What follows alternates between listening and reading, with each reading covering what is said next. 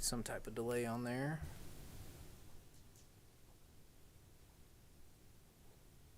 Who watched us go to the moon? That's so It's exciting. fantastic. It's a long time to be in a small space though with 3 other people. It is, 10 days? Yeah. The guy in the space station was there for Yeah. 7. Two of those guys are my buddies. Yeah. I'm not joking. Oh, that's Oh. awesome. Yeah. Are they texting you? Yes. I thought about texting them and seeing if they would respond. It's like, we're a little busy right now. Yeah. Christina had a really funny Instagram post last night. It was like, tomorrow's schedule: get up on time, get to Rocket on time, ride Rocket. Go to moon. Yeah. Okay, we're good. All good. Do you think we were good to start, or do we need to start over? I think you're okay. We've only done some more housekeeping stuff. Yeah, I'll let you know if there's. All right. So if we approve the minutes, next up is public comment of non-discussion items. Do we have any public comment? Okay. And we'll move on to discussion items, which is Newell Farm Park conceptual design. Great, all right. Right in. Okay, so start at the March meeting. We saw what they usually call around 10% concept designs. I'm going to skip through some slides we've looked at many times, but again, we're working towards a passive park with an amphitheater on the site. And so these are the comments that were shared with the consultants in the March meeting for the round shape of concept 1, preferred kind of this area, and shared back of house for the amphitheater, and then preferred the I guess the ins and outs, the vehicle traffic lanes. And so again, passive park, they're showing some examples of what they can look like. They're also showing some agricultural examples of what these buildings and amphitheater on site could be themed as. So they're showing how you mix in those agricultural themes within them. So that's what these pictures are showing.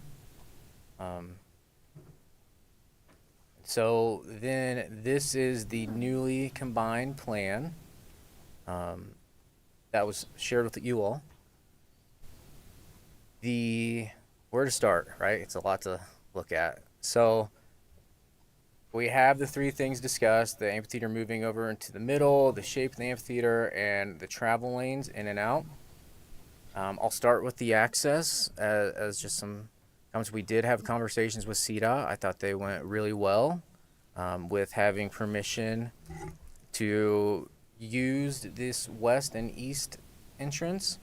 And the way it would likely work is if we did events, the way it would likely work is the east entrance, located over here, would be open, could be open all the time. The one on the west could be open during large events to facilitate parking. So this one would be closed the majority of the time on the west. The east one would always be open. If we do have events, one caveat is we kind of need to work out is we're based on the way it's set up now is probably 10 to 15 events would be allowed with the current way the highway is set up.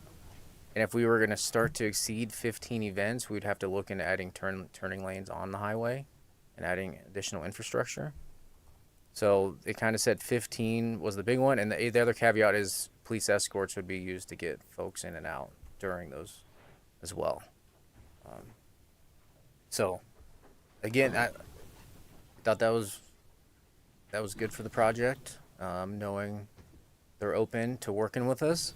You'll see there's distances showed because we're going to have talks with them again this month because they want minimum distances between some things.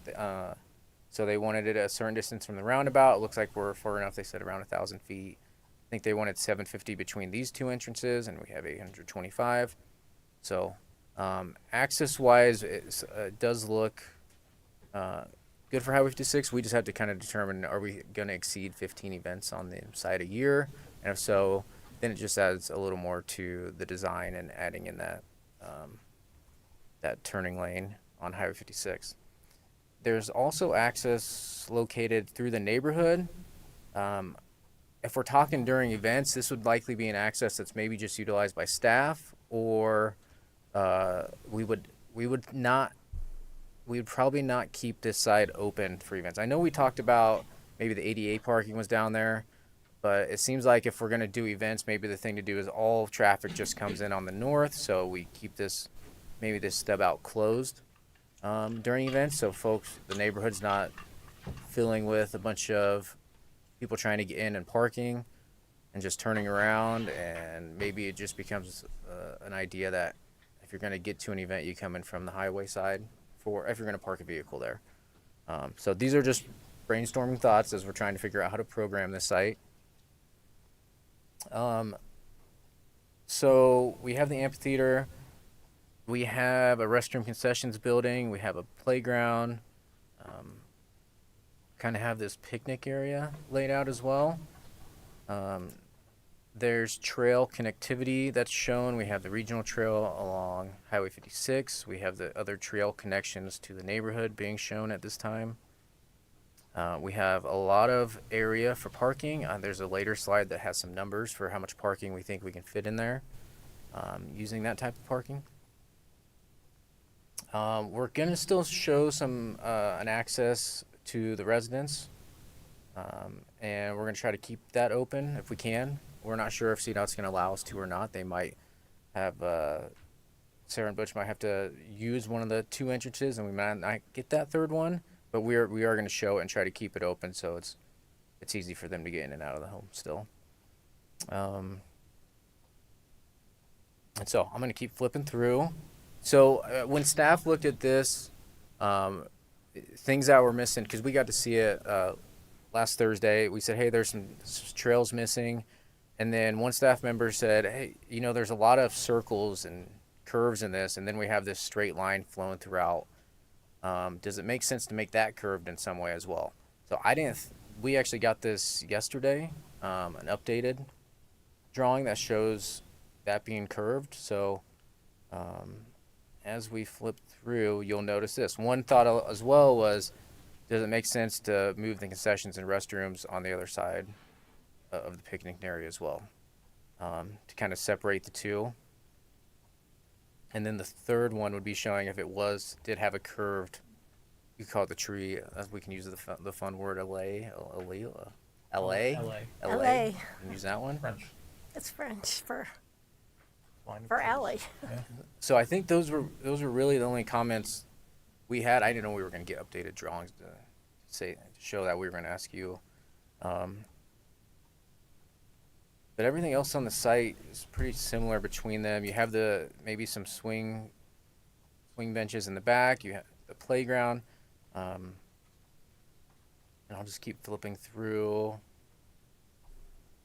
We have the cross section showing the stage, which is currently showed to be a few feet into the ground. Ground being over here, and then you can see it rises to be a little higher in the ground than two, based on the height over here. So this is just a thought. It could be settled in the ground a little bit, and then it could raise up a little bit and be mounted a little bit. So you're not digging a huge hole, putting a bunch of people in a hole. You're still trying to keep people up. And then we have the shade examples that were thrown in here. And you can talk about the positives of each of them. So like trees, you're not going to get a lot of shade to begin with. And whether trees are a good idea or not as a shade, not always right away. You're talking 20 or 30 years before you're going to get good shade from them. And then you have the examples going around the amphitheater, on the sides of the amphitheater, or through the middle. And then when we get to the parking, this grass parking is how we're looking at it now. So we're thinking, where's the number? 585 total spaces. Maybe it can be packed in even tighter than that. Now I know when I event park, like your side is this is like when they overlay like standard parking, like 19, 20 feet length by like 9 feet wide. When it looks like a striped parking lot, that's about how many you can fit in here. So could you maybe fit more in there? Possibly. If you're going to invite 1,500 people on site, they try to go for 750 parking spaces.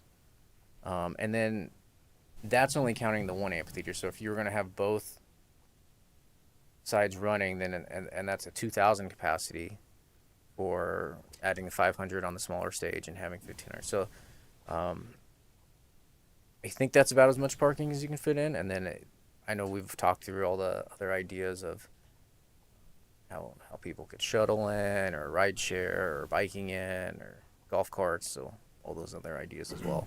But I don't think you can give up any more spaces for parking as well. So this is just going through everything I put on here. I think Wink put in visitors welcome to Farmstead from the west entry. Secured infrastructure for both. The loading zone being back here, so it could possibly be separated.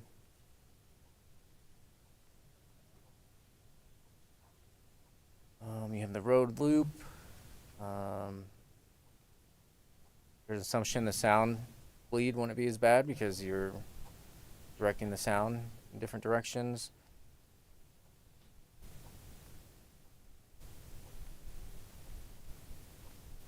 So that's mainly it.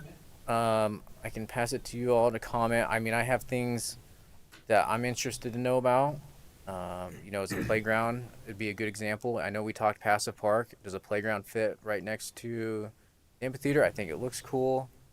I think the silo kind of observation tower is very cool. But I guess when you guys think about visiting an event there or amphitheater, having playground there, do you think that really works out?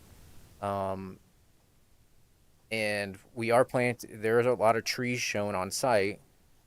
If there is a want for maintaining mountain views from the amphitheater, we're not sure if trees work there then. So that's the other thing to balance in here too. So with that, I'll pass it to you all to write feedback and comments. And just more on timeline, we would expect your feedback and these designs. Maybe they'll be updated a little bit depending on how the feedback goes. Will be taken to the board hopefully in April is the current plan. And then we would bring it back to you in May to kind of finalize your final thoughts on the design. So what we're looking at now, we'll say roughly 50%, and then it jumps to 100 in May for your final comments. So yeah, with that, pass it to Lauren. Okay. Who wants to start? Anybody have comments, questions? I can go.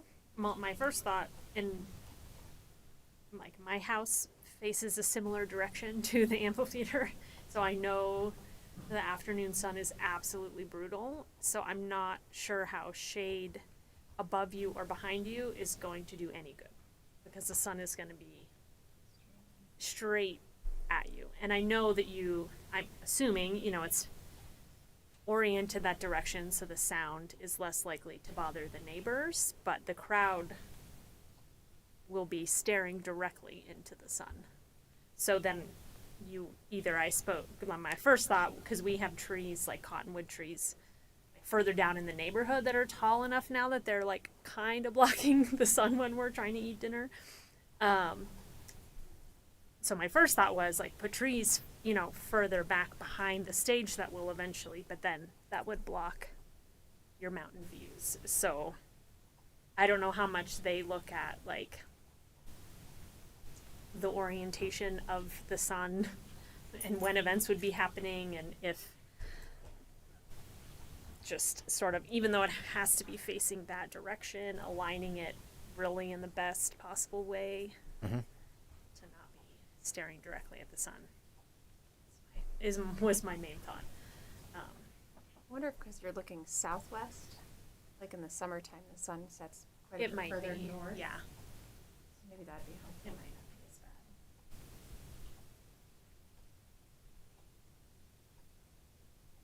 Anybody else have comments, questions? I have questions. Do you know what CDOT counts as an event? Like, if we have 15 events, like, would it's like if we have like a 2-day concert, is that 2 event? Like, I guess, do you know? Probably, Okay. I would assume. And to give an example, they brought up a winery in Loveland. They said, hey, this winery said they were going to do a handful of events a year, and then they started doing weddings. And now they're doing weddings every week, and so now they're putting in more infrastructure on the highway. Was there any guidelines in terms of what qualifies as an event? Like, is it a certain number of people expected? Is it, I mean, if you're gonna have 50 people, is that an event, or is it 500 people? I can check on that. I'll get that Because that would confirmation. make a big difference in terms Number of of, vehicles. I would Yeah, like, assume for anything vehicles. outside of, because we're showing like a 20 parking spot space right here, and then another 20 south. I think it said 585. So I'd say if we're exceeding and having to use the, open this gate up, and maybe this one as well, or I would just open some of the maybe mode get some parking. Yep, but we'll get that clarification clarification from CDOT. Yep. Okay. And then,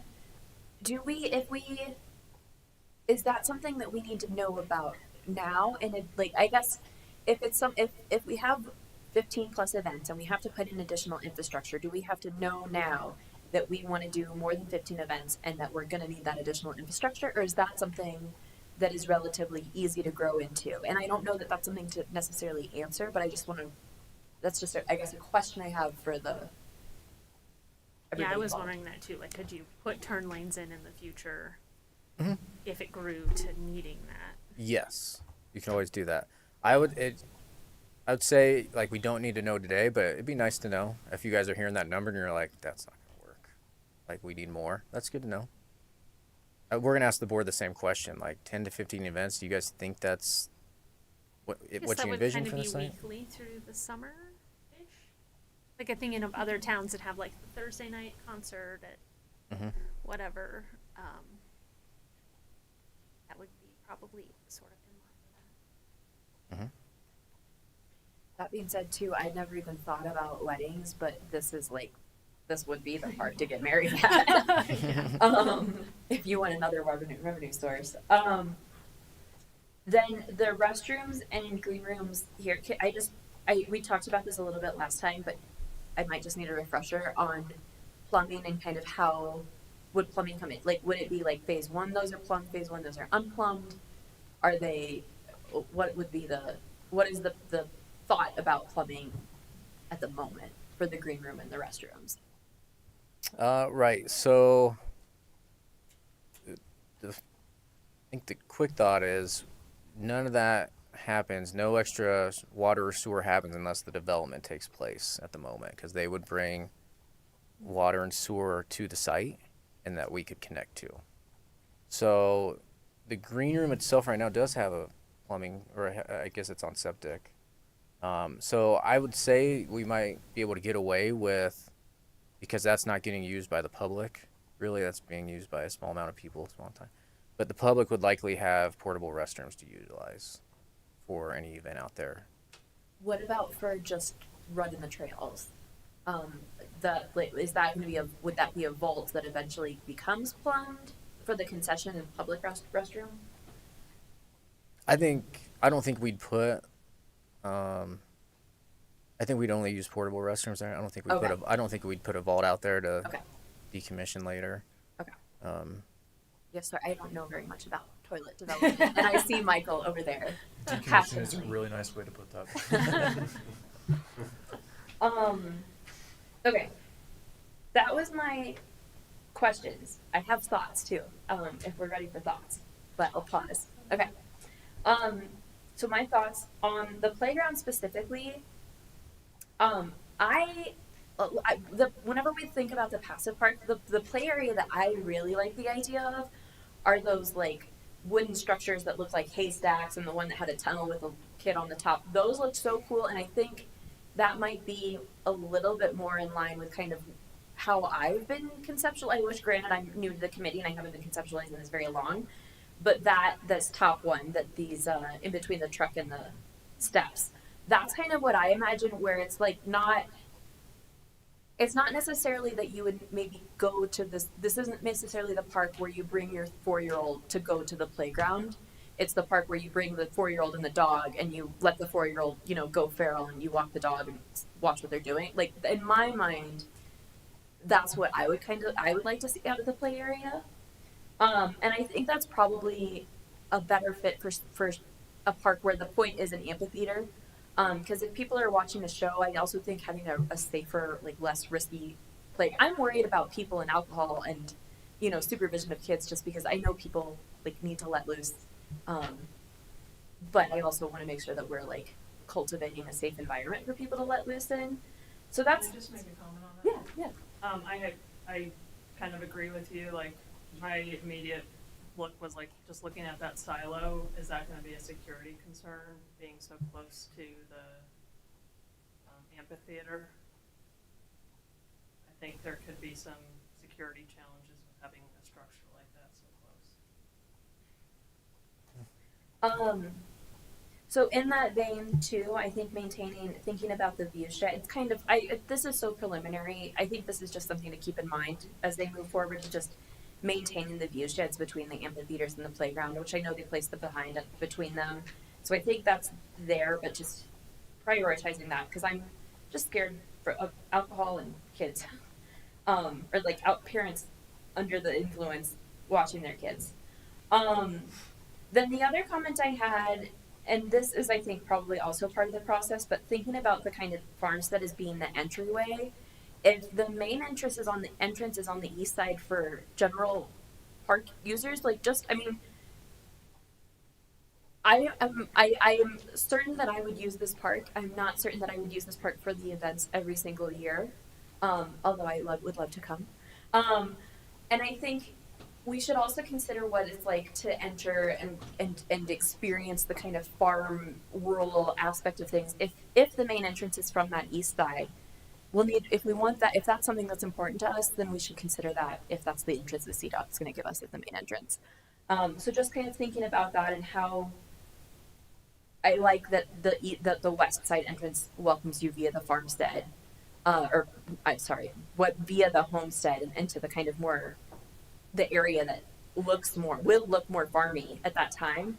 But you got to balance that with wherever the entrance will actually be. And then, sorry, I said I had no more questions, but I actually do have one more, and it's that neighbor parking that's closed for the events. What would happen in that area during events? Is that the bike parking and the golf cart parking? I mean, those are current ideas, Okay. or staff parking, or yeah.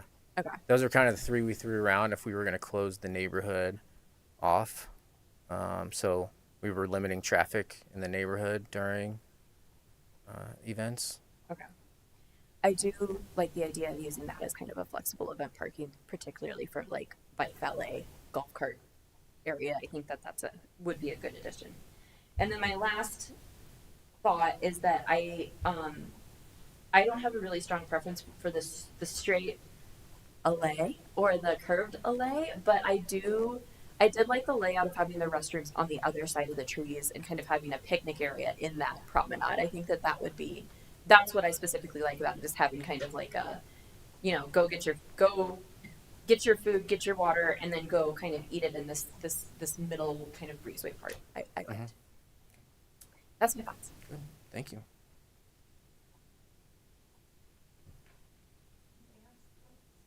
Questions? I have both questions and thoughts.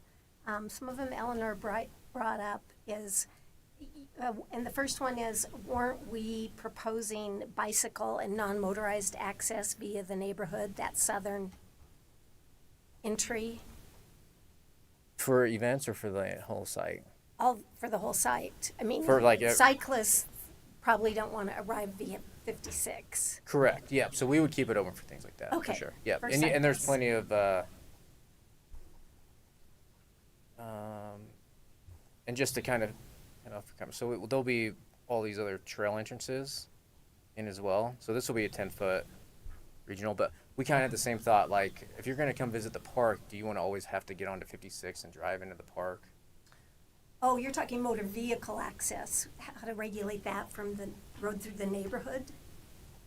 It'll always be open to non-motor vehicles? It will be, so on days without events, it would be just regular, just open, right? Parking would be open there. But when events happen, we would close this little stub up down, so that this parking was utilized for maybe that flexible parking that we talked about. It'll be non-motorized access. It would be open for non-motorized access. That's what we think, yeah. Cyclists and Yeah. pedestrians still and work. possibly Mhm. golf carts. Okay, the other question I had, I don't know if this is a trail or a sound barrier in the middle of the amphitheater circle. I think and which Just- version are we basing our comments on? One had the LA that was curved. And one had some porta potty. I mean, are we looking at all versions? All versions right now. So this kind Okay. of this curved line, is that what you're talking about? Yeah, the upper one on the left, upper left one, it says sound. I think just the sound booth would go there. Oh, okay. Like there's a So little. that's a trail. It's not like a sound barrier. Correct. Okay, that was a question. My other question is, for events, what is the sequence that's envisioned for the parking lots? Like where would, assuming parking is managed, the first lot would fill, then the second lot, then the third lot? Mhm. Is there a sequence envisioned already? Not for- yet, Okay, but it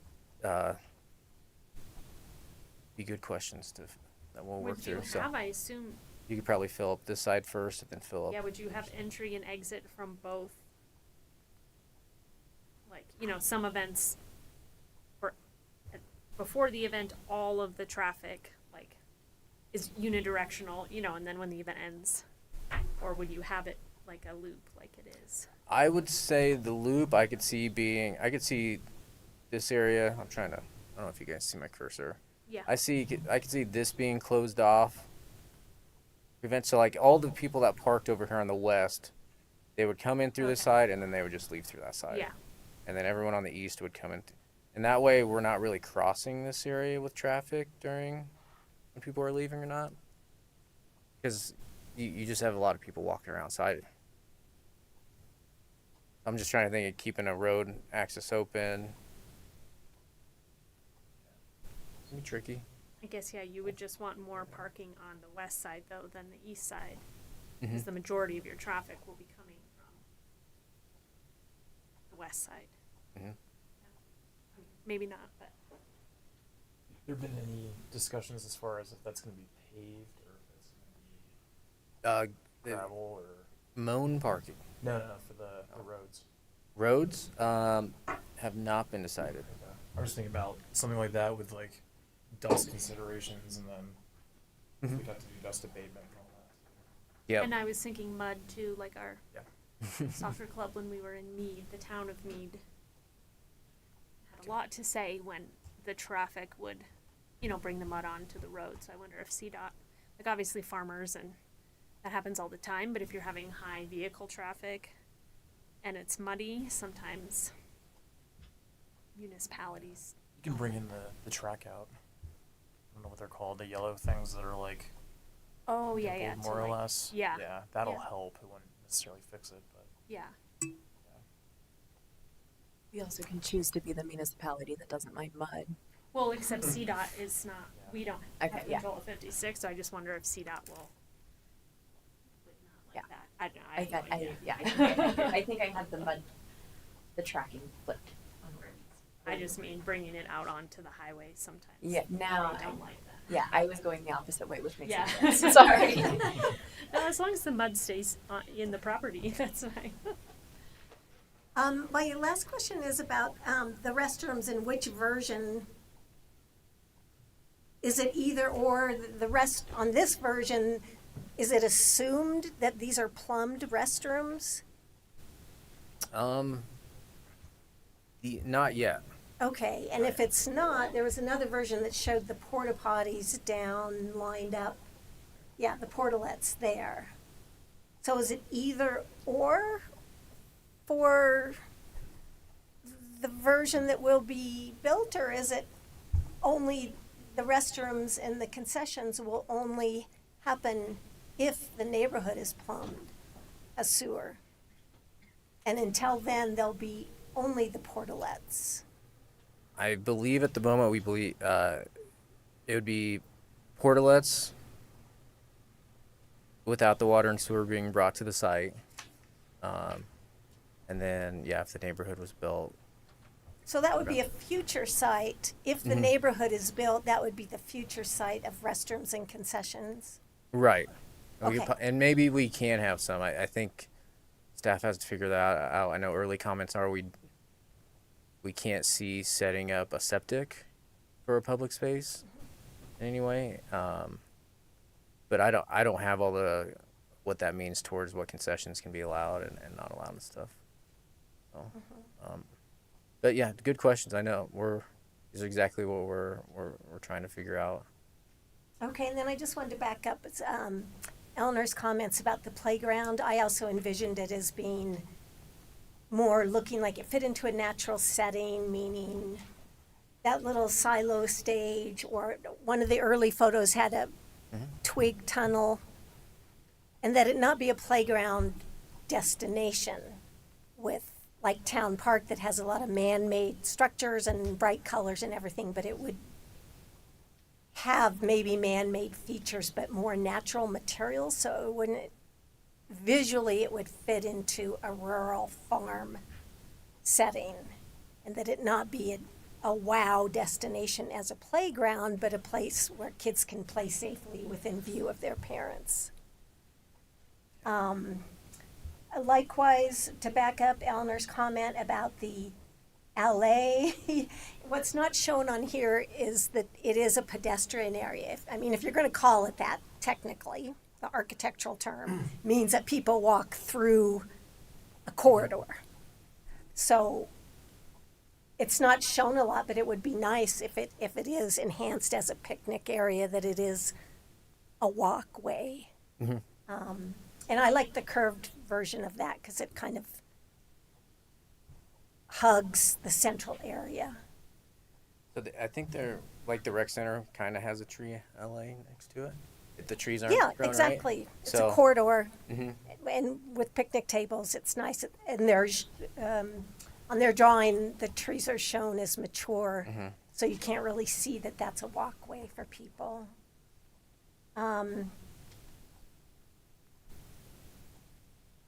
My last comment is, and we brought this up last time, is there any thought about the park being open during non-event hours? And if so, which area, the portalets would be essential for visitors to have a bathroom, and where would, call them day visitors that just want to come out and walk around. Are there activities and access part of the planning in terms of parking, restrooms?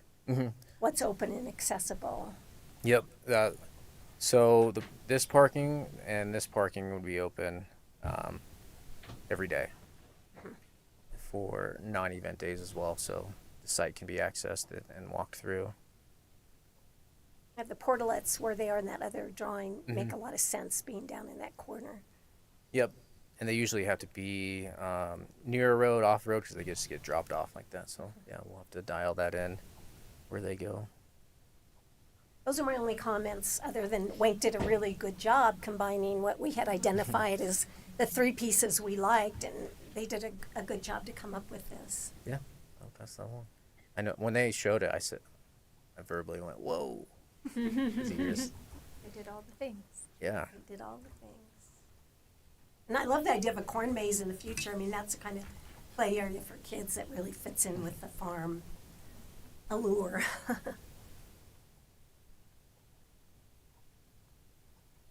Well, I had some comments I was curious about. I know we had talked about food trucks. Was that something that they're not giving space for? Because like in an event, you wouldn't put it on the main road. Would there be a spot to do food trucks? Or would we be doing a concession stand instead of food trucks?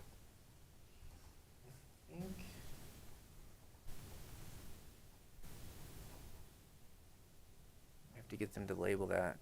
I believe this area was still represented for food trucks. You have a wide road there. Well, that makes sense if the alley turns into a picnic area too. Mm-hmm. Especially with if it curves around the amphitheater, it places those picnic tables right by where you get the food. Yep. So we're not canceling out food trucks yet. Is that the main Right. question? We had just, like, one of the things I had mentioned was like having a way for them to like pull in and then pull out. Mhm. Otherwise, you're gonna have food trucks trying to back out of Mhm. there. That might be a difficult thing to do in an event. I don't know if that's something like where that curve at the top is, that's a walkway, isn't it?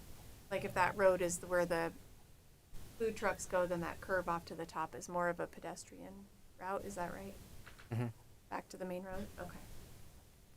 But no, that's a good comment about making sure they can easy in and out access. Yeah. Yeah. The Do you- shade, you looked at the different shade things. I would say, looking at the different options there, the first one, putting the trees in the middle, I don't know, especially when there's smaller trees, like in the summer when they're in full bloom, that might, and as they get bigger, they might be in the way of Yep. a lot of the people. So that first one looks like you'd have a lot of obstruction of the stage from different areas. I don't know. I mean, it'd be hard to know what that's going to look like, but and like Carolyn said, it, you know, looking at the shade structure around the back there, that's actually going to shade behind it for this particular thing. Because I mean, you think about most things are going to be in the evening probably or afternoon kind of time, and the sun's going to be to the west. So I don't know what makes the most sense for that. Maybe the middle one or the number 4 where the sails are in kind of the middle. I don't like the trees within the amphitheater, but I do like the trees on the edge though. I mean, that's something that Sarah's mentioned multiple times is that, you know, people hanging out in the trees, and I think that option 2 kind of meets that heritage a little bit more. And it just, trees also, once they're big and green, you have evaporative cooling from them, that it's going to make the area feel a little bit cooler than just having something just shielding the sun versus something that, you know, breathes. So I like the idea of trees. I'm also concerned about the view shed of trees to the stage, though. One of the things we talked about with the driving through, like shuttle and Uber traffic, where would they go? Do you think? I mean, did they talk about that at all in terms of like pulling in, pulling out, or easy access to drop people and run? Like if it was a shuttle, it would have to be able to pull in, drop people off, turn around, and go back out, as opposed to going through the whole loop of whatever. Is there? Yeah, they said they still needed to work on that. Okay. Still a concern for them too. It's not definitely not shown here in a good way and how it would work, but yeah. Maybe Do you if you guys- did well that top you know, you're talking about food trucks, Moved it back. that top right corner, if you made that a road instead of just a walking path, and then the food trucks would have easy access out, and that could be the shuttle like Uber route. Although I guess if it's You have a only bunch a of people one-way over there, traffic coming in, then they wouldn't be able to get out anyway. And you'd Maybe have not. people like walking around getting food and then shuttle trying to go through them. Oh yeah, that's true. If the food trucks are, yeah, that's true. No. Scratch that. I Then don't. you just need a good spot for an ambulance. Can you expunge that from the record, Then you just need a please? good spot for an ambulance. That's just one ambulance. Yeah, maybe. just one. It only happened once. Right? Just those little things. That was all I had. Okay. Any other comments or questions? I'm sorry, I'm so full of them, but I Go did for it. just one more thought, and I do. Well, I agree on the safety side for the silo, like lookout, but I was really excited about the silo lookout idea. Like I work in Boulder, and every time I've driven south since the last meeting, I've been like, oh, there is Pikes Peak. So I think that would be. I liked that idea, but I don't know how to execute it in a safe way. I think And with I- that, you could easily just be like, hey, for an event, we're going to close that thing down. Yeah. You know, or it's you have like badged access where, say, you wanted to have somebody up there doing videography or whatever, photography or something like that. But I know I think we threw around the idea of having it as like a primo kind of seating thing. That maybe just not be something that's feasible. That way you can kind of strike that balance. My thought on that. VIPs. But I do think you definitely need play structure of some kind, because we go to summer concerts at other places and kids will find a way to play. But if there is no structured thing for them to do that at, they're, digging in the dirt and exploring over here and there, and, it would be very helpful to have some sort of structure, but maybe not such a traditional large playground, but just somewhere that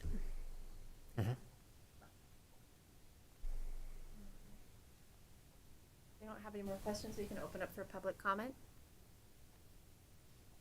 And more of just like an admin ask if they can do this, Keith. I know they're still working through it.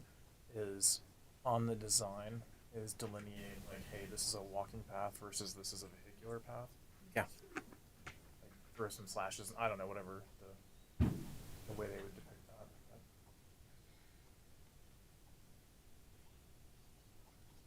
Is there any public comment?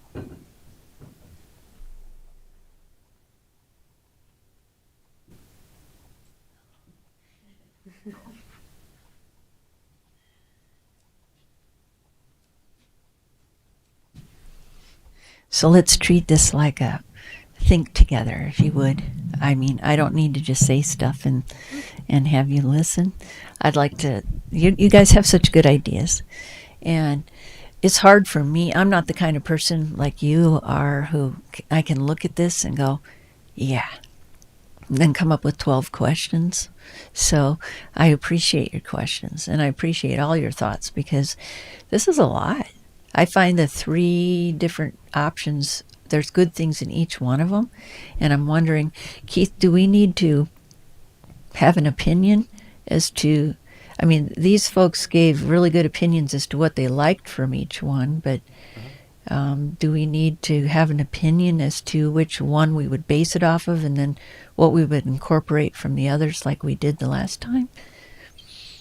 Yeah, I think it'd be good today that we determine the tree LA, concession location for sure. I think those are the main differences. And if there's anything else. So if that's, I'd love that because that would help me to know how to talk to people like Wink. So one of the things that you said was the curved tree LA, and it looks very appealing. Can you speak to why that's appealing to you? What that does for the site? Because to me it looks great, but practically, what does it do you think? It's a shaded pathway. It's lengthening the area where there's a shaded central corridor. Right. And are we thinking that people could maybe sit at those picnic tables and still see the show? Maybe? Bad idea. Right? And that might be a place for families to gather. Okay, so one of the things that just dawned on me is what I'm thinking about that no one else may think about is gates, ticket gates.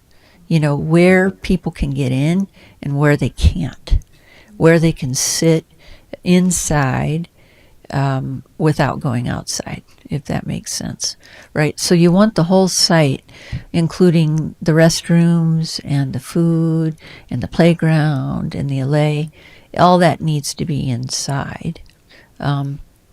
So one of the things that I'm noticing is there, like if you look at the bottom one, is the gate there where the road goes in and the alley hits it, you know, is that where one of the major ticketing gates would be for the people who are parked on the east? And so you would have a gate there and then people could go into the alley and they could actually camp, you know, and like a family could camp around a picnic table and then their kids could go do stuff. You see what I'm saying? And that would be one gate. And then when you come from the west, where's the gate? Is the gate again the alley? Or is the gate kind of south of the where's the gate? Where do you, or is the gate on the west by the house? Like you can't get into even the house grounds unless you have a ticket. Does that make sense? Just the question. Yeah. So, and then what that leads into is how do you get people out of there when they don't really have a ticket? So one of the problems we have is when we bring people in that west entrance, sometimes people are just wanting to know what's going on, and they come in and they're like, can I buy a ticket? And well, it's sold out. So they have to turn around and go back. And Carolyn, I think you had trouble with the Levitt Center. You know, are you the person who said you were, it was Carrie? Okay, at the Levitt Center and not being able to get back out. So there was a gate at the driveway that checks people, and then that gets people gone in their car. But then there's gates as far as tickets and people getting in. So we and people queue at those gates, right? They come early. Any thoughts on that?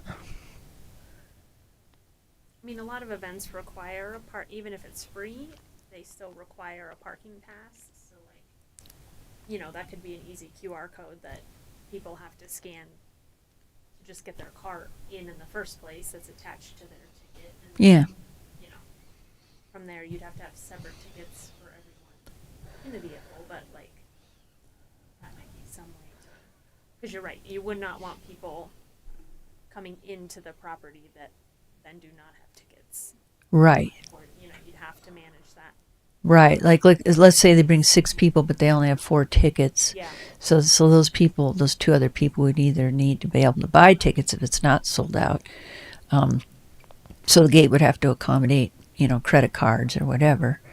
But then they would need to be able to also go back and leave, right? So that's just one thing I'm thinking about. Any other thoughts on gate? Yeah, if I can throw one out there for that, I think one of the balances we'll probably have to strike is how do you control like ingress to the parking areas without clogging up the main roads? As far as like cars queuing Exactly. up, I immediately think of Raising Cane's on College and Fort Collins. Terrible placement, terrible everything, and how that backs up. Like, how do we kind of tackle that? I think is a future consideration. Yeah. What we do now, but it's only 500 people. So, and by the way, we get 210 cars in. Would you be willing to go to the parking picture? Where they show 80 spaces, we get 210 cars in there. Just want to say that. So they're being very generous in the size of this, because when you get people in and you're turning them around and you're lining them up toward the north so that they can get out of there, you can put them tight. And we have a tractor that then takes their stuff to the gate, you know, so they can just walk. They don't have to carry a whole bunch of stuff. And then what we do to keep it from backing up on the road is we pull it in. We don't stop the car until it's probably 30 feet in to that field. And so, and then if they don't have a proper pass, they get sent to the east and right out that driveway, the other driveway. They get sent immediately. I mean, they don't get to go anywhere. Boom. If they have the proper pass, then they get moved very quickly all the way, you know, and they start to line up those rows there. So it is interesting. I mean, I can talk with them, but that Moan parking, that 80 spaces, really honestly, we would have no problem getting at least 190 cars in there. It's just the way it works. So anyway, one thing that I would say is so to get back to, we would need to take into account that some of that checking wouldn't be done on the road or even close to the road. It needs to be done inside. And so we need to think about that, you know, and then on both sides, right? And then see the road that comes down, you know, the west road. I would say that that road would need to be as far west as possible. So as soon as it comes in, it goes west and goes along the western property line. And let me tell you why. Because you have people walking toward the site, and that means they'll be walking in front of cars constantly. Cars that are looking more for where they're going to park than they are for people walking. So I would put that road all the way to the west, and with the understanding that then they will be parked in lines to the east, and people will walk from their car, but they won't have to deal with anything but parking cars. But the way that the cars get parked is they get parked from the east to the west. So if you see what I'm saying? So really, you're out of the way of traffic after you get parked. And then at the end of the night, what we've noticed, since it's a mown field, is some people will choose to go to the road to the west because some people they follow rules, right? So they're like, I came in that road, I'll go back out that road. But they don't have to. They can just drive north and drive to the entrance, and, you know, there would be this zippering in as people try to get out that main entrance. They don't have to follow the road. They're driving in a field, if that makes sense. And at the end of the night, if we face them north, they'll just all kind of converge. But again, people will be walking to their cars, and that's when it gets a little weird. So one of the things, Keith, that has to happen is there has to be good lighting in those mown fields. You know, we use big LED spotlights that just create an ability to see where your car is. That's basically it. You're talking know. the generator trailer spotlights, or you got some? We have that ham tower out there, which it has a plug-in. Yep. You know, so we just plug them in. Okay. When the show goes down, we use a lot of the power to plug in the lights. We don't plug them in until the show's over. Okay. Got Yeah, it. Yep, you know. that makes sense. Okay.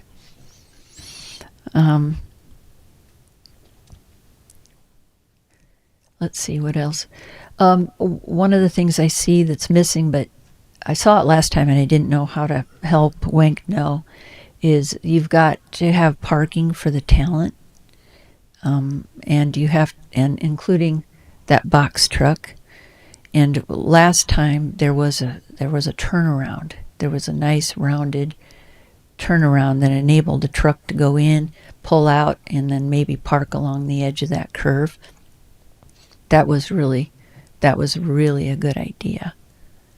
And I don't think that survived.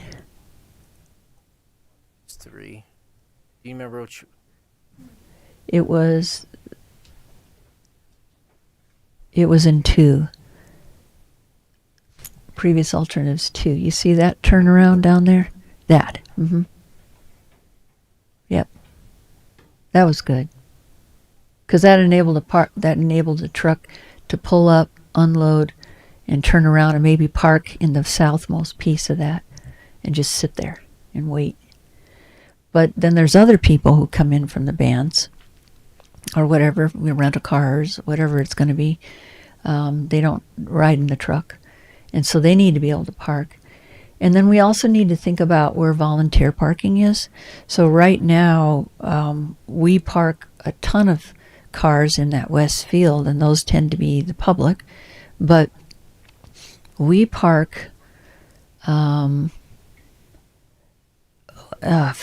cars along the road by the barn. So you see where on that it says loading on just south of stage 2. Yeah. So that all the way south to that road, that loop trail access road, and a little beyond that, we park cars basically nose in and nose in the other way, and we end up with 20, 40 cars there that are the volunteers. And so the volunteers kind of stay out of the way of general parking. Bottom line is we just need to think about where a bunch of volunteers are going to be. And if we use 40 to 50 volunteers for an amphitheater with 500 people, I can imagine we're going to have somewhere between 50 and 100 volunteers, right, for 1,500 people. And that includes some food people, so food's on a different place. Then I like the feedback of we need to make sure that anybody who does food can get in and out really easily, because backing up those kinds of box trucks or trailers or pickups is kind of, it just doesn't work, right? Okay. Anybody have any comments before I move on? Yes, Carl? Yeah, sorry to interrupt. But going back to your original question, sort of about why something, Yeah. and it seems like you guys were kind of in favor of the curved LA. Yeah. I was thinking about a reason why for that would be when you're sort of sitting there. Yes, you could possibly still hear or see the music from that section, but also with that curved tree alley, it provides a sort of closeness so that you're not looking across the park at everyone else seated. It provides that sort of block, and it makes it a little bit more quaint, I think. Yeah, That that's would true. That would be a reason, I guess, why to have it curved as opposed to straight. Yes, that's a great articulation, because we all kind of feel it's right, and I couldn't figure out why. But that's a great It's point. enveloping. Mm-hmm. Would you be willing to put that up, Keith, again? Yeah, it is. It's a hug, right? You're being hugged by trees. Yeah, the whole thing is being hugged by trees. Well, and I think too, I mean, if we have food trucks on that east side, it also places a few picnic tables closer to the food alley as well. Mm-hmm. Where is the food alley in that one? Where would they I be? think we'd still have to create something over here along this road. Yeah, because I mean the Performing Arts Center. That's the other thing is, Butch believes that the Performing Arts Center needs to be 40,000 square feet. So just putting that down. Yeah. Doesn't mean it can't be 2 stories, one buried underground. That's 20,000. But just from his experience of what happens and the way people use it, so we can, if we just put it down, at least it's part of a conversation. But then when I love the corn maze, but when we build the Performing Arts Center, we don't want to lose our food truck parking. So we have to think through that, right? Okay. The other thing I thought about is ADA parking. And one of the best parking situations I've ever run into was the Starlight Theater in Kansas City. And I'm ADA, right? So I have a real problem. I can't go to Red Rocks. I simply can't go. And what I love about the Starlight is you can pay to get close-in parking. It's $30. And then if you have ADA, you're close in to the close in. So in other words, if you're ADA and you want to pay to get really close, you can literally be from here to that door to the gate. It's amazing. And then once you're at the gate, you have to walk to your seat. But one of the things I'd like them to think about is ADA parking. ADA people have a hard time dealing with crowds. They have a hard time dealing with a lot of cars. You know, they just, I'm around them all the time, and they tend to be older, and they tend to need more space, and they don't park straight, and they need help. You know what I'm saying? So we just need to really think about that ADA, because to me that lot looks small, and it looks hard to manage. Like if somebody pulls in there wrong, then what do you do? You know? So I would make that bigger. And then I would think about, I really don't see where you can do it now, but I would think about where you could have just an area where people can pay to get closer, but I don't think there's there anymore. Okay. Let's talk about the playground.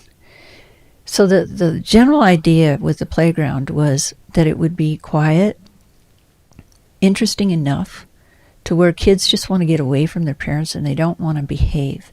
Like they want to wiggle and wriggle, and they want to be able to move and not be on, you know. But we didn't want them to distract the people watching the music, so we don't want it loud or squeaky. At the same time, we wanted the families to be able to see them. So it was a kind of thing where you might look over and back, or it's a kind of thing where a family might choose to congregate near that near that playground.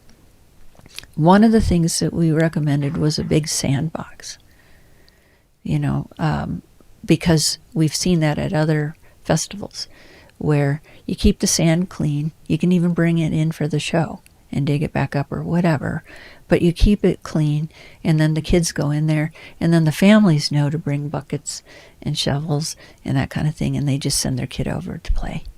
And so, but what I wanted to think about was in these alternatives, which playground placement like on this one, is that playground too far forward?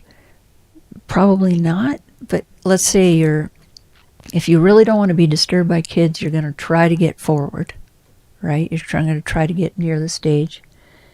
Families could congregate around there. And then the question is, if you have a family congregate, do you want them to be able to put up a little tent? Do you want them to be able to do it or not? You know? Because if you do, then that area could be family area, and then they could put up little tents, and then that would take care of the shade for them. But then you would need to take care of the shade for the rest of the people. So, any thoughts there?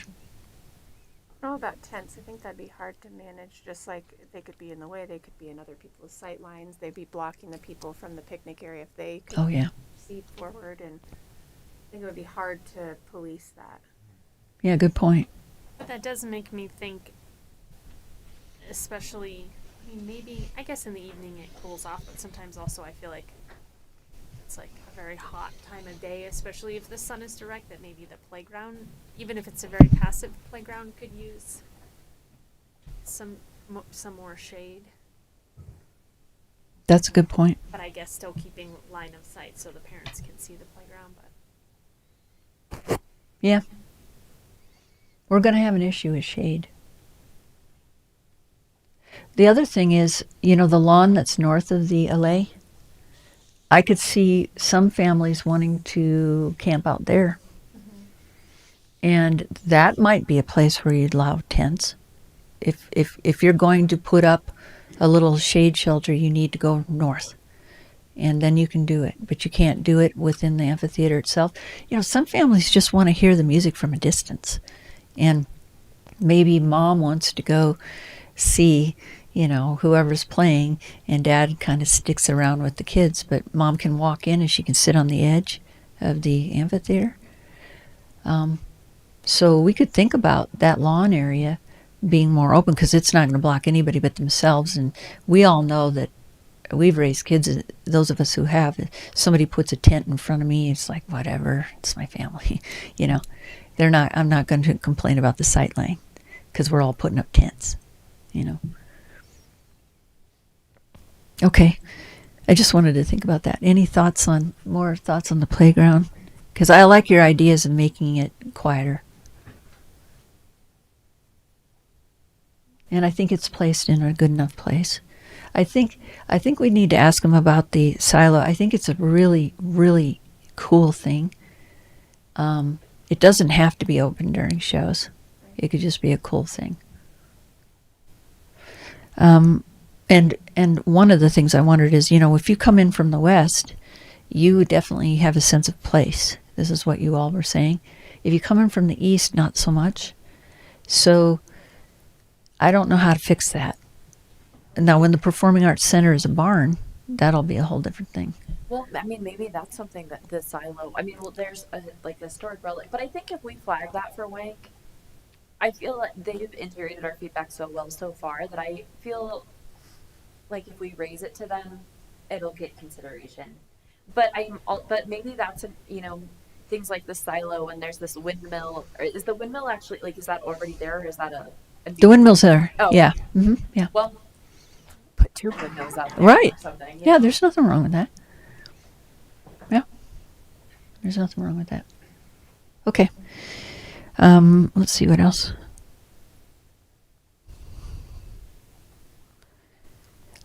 Would you be willing to bring up the shade? Mhm.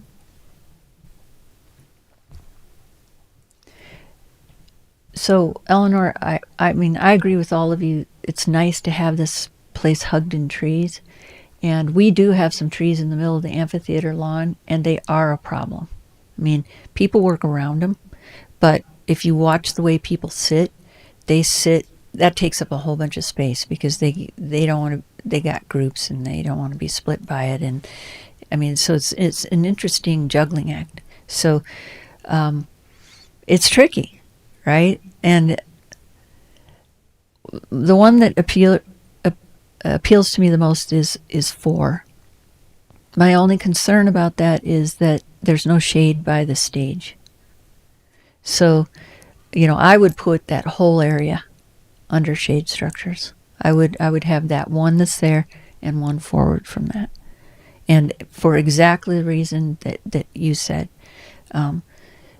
it's because the sun does do this weird slant thing, and we start at 3:34, and the trees create this long shade that comes over the lawn.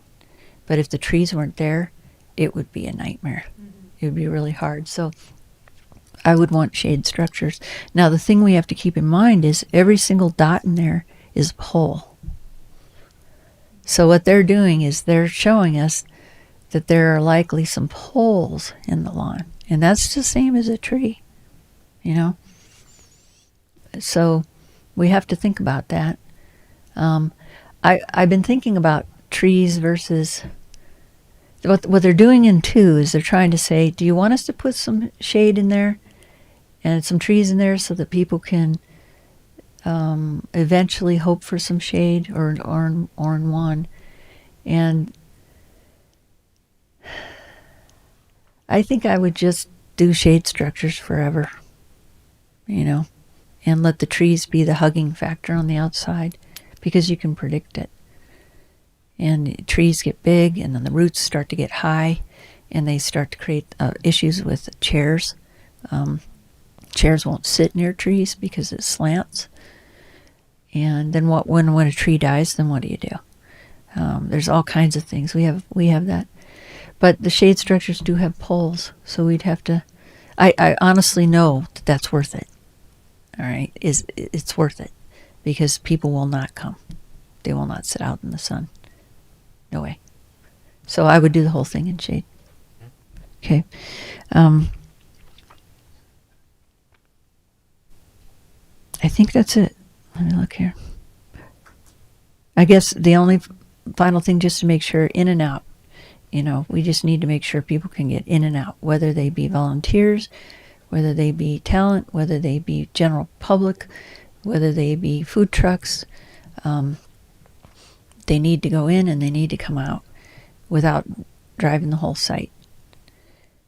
And I love your all's idea of bicycle parking and golf cart parking in another entrance. They should have another entrance so that they're safe. Okay. That's it. Let me make sure my husband didn't write to me. No, he didn't. Thank you. Thanks, Sarah. I think they did a great job, by the way, and I think you guys rock. Thank you. That was very good feedback. Any other public comment? No? I did have this made me think of a question. The entrance from the neighborhood, you know, that would likely be mostly closed during the event or only open to certain things. I'm assuming that is a public road or will be a public road. Like, does the neighborhood have any jurisdiction, like the Metro District or HOA, or could they ever say, like, you can't have that open, or they have no say in that? Public roads are belong by the town. Yeah. Okay. Have to be, the town board creating a policy or working with us on that. That's also not a metro district, right? Yeah, I They think have the I only- gigantic now that sign. you say- only because they have the gigantic sign. Yes. You are correct. Yeah, I was just curious if they could have any say in that. No. Any other questions or comments? I had a couple more comments based on some things that Sarah brought up, and in an earlier meeting, we had talked about a shuttle from town. When you think about the venue having to accommodate all the vehicles that the people are going to drive there, because it's basically a driving destination. I like to think a lot of people will arrive by bike, but when you're mentioning all the groups of people, like the talent that, comes in their cars and they need parking space, and the volunteers that need parking space, just wondering if there's a thought of like what group of people could be shuttled from Fickle Park or something, use our local transportation to get like volunteers that have to be there early or something.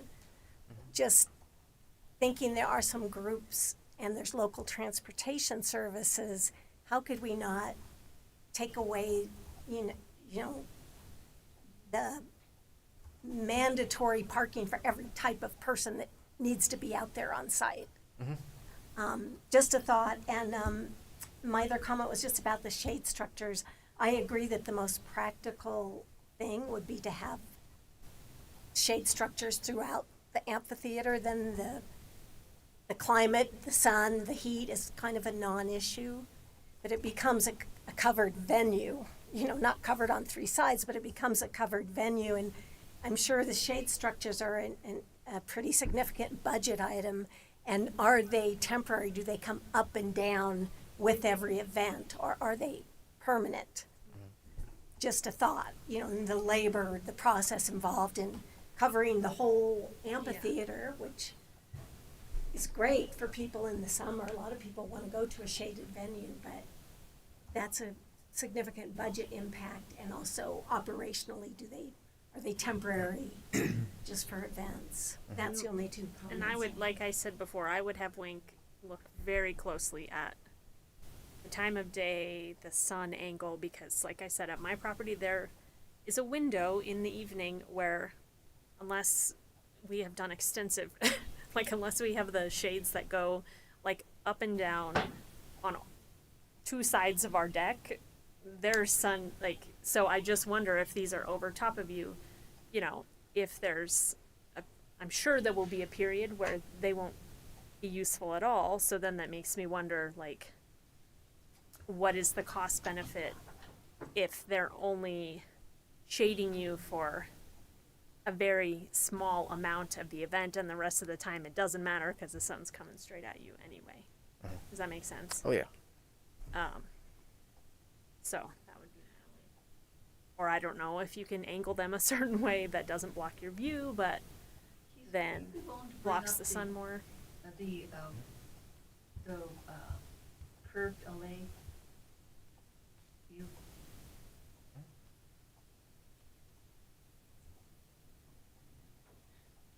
I would say that sail shades are pretty cost effective in terms of utilization. Obviously, you could have a manual system for them, which will keep it really, really cheap, versus an electronic one. So it's definitely something they can probably, value engineer it a little bit? With the angle of the sun and everything, I'm thinking about, people that have patio tables with an umbrella that you can maneuver, and you move it during the time of the day depending on where this angle of the sun, or on a cloudy day, or if you want to view the night sky, you can close it up. If it's an evening event when it gets dark, a lot of people enjoy being, the open sky at night.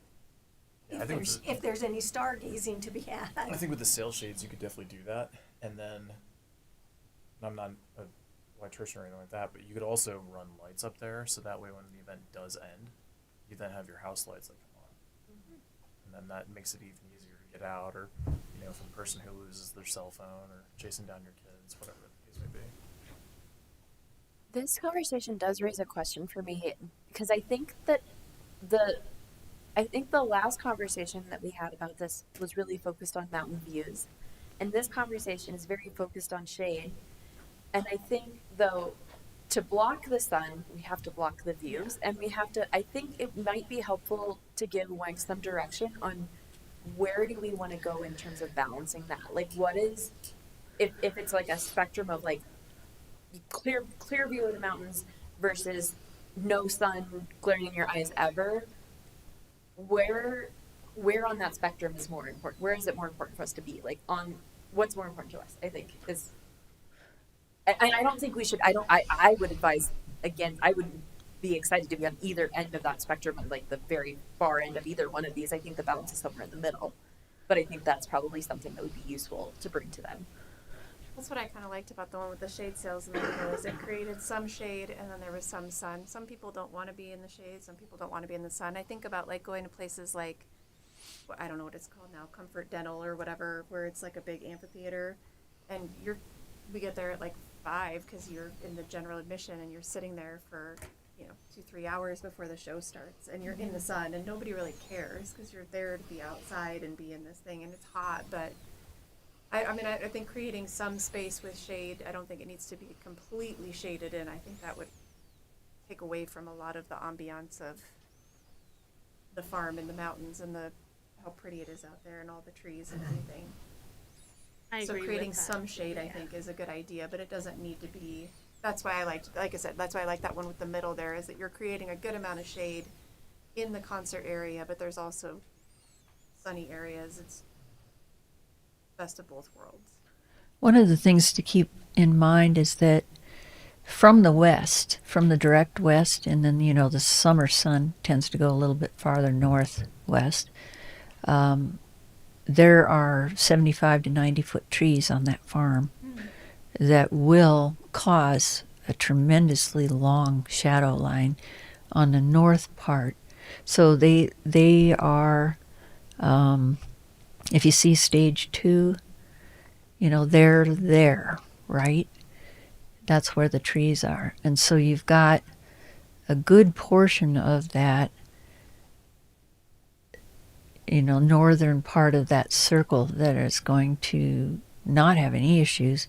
They won't have issues because of the barn. The barn is high enough to where it'll keep them from being harmed by the sun. So it's the people sitting farther south in that circle that are going to find themselves in an interesting position. And the view is southwest. So there is a great view west, but you're going to see the farm. You're not going to see those mountains.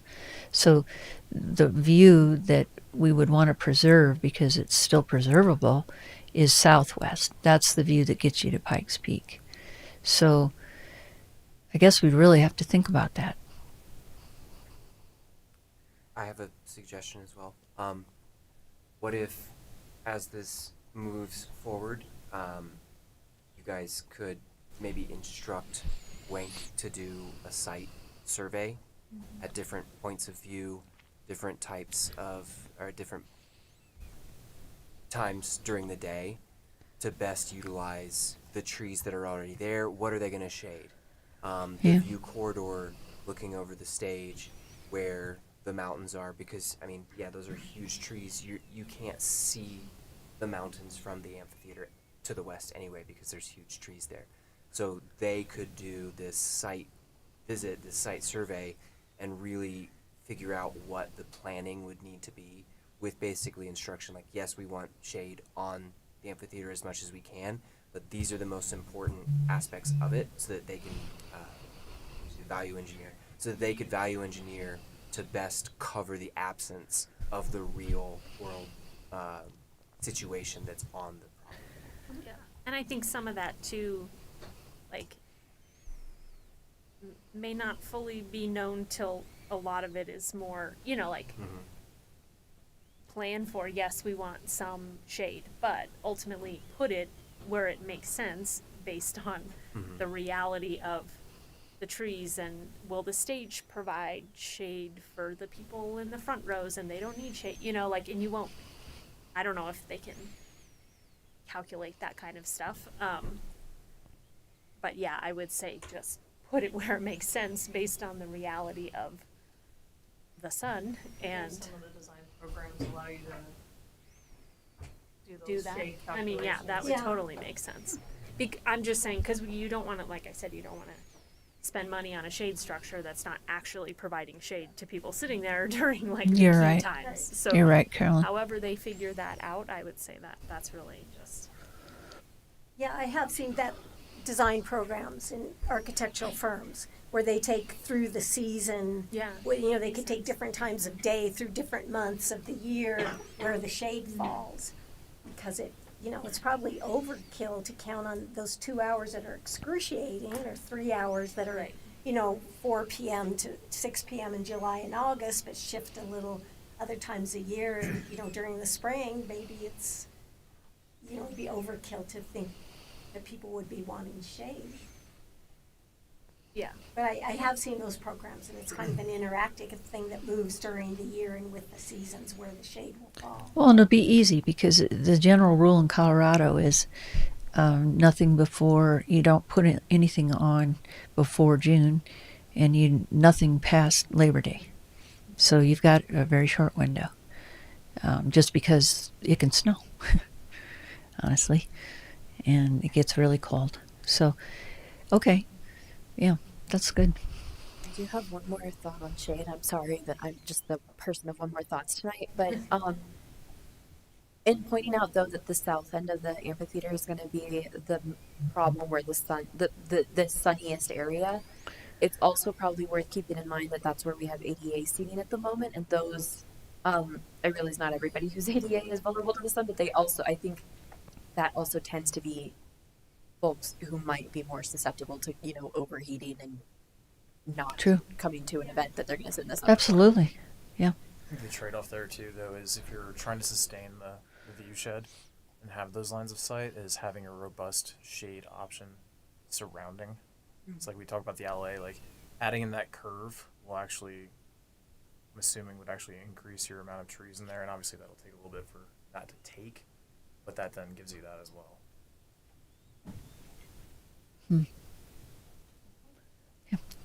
It's tricky. Other than questions and suggestions to take back to Wink, is there anything else you want from us tonight? Let me run through and see. I kind of have some highlights here. We're thinking the playground, looking for more passive, natural style elements, maybe. Sunsetting diagram, shade diagram. I don't know if we'll get that now. A lot of times, I don't know if that's we'll ask him to look at that a little more. I think the way it's set now is so the artist isn't looking in the sun is another benefit of that. For that, I think, as well. So they have they're comfortable. But we'll look into that, and sometimes you dive deeper if this moves into like the construction document phase, like with the Arboretum. I think we brought that back to you all a handful of times during that process to show you what they were able to dive a little deeper into. So we'll figure out clarification for CDOT on what an event is.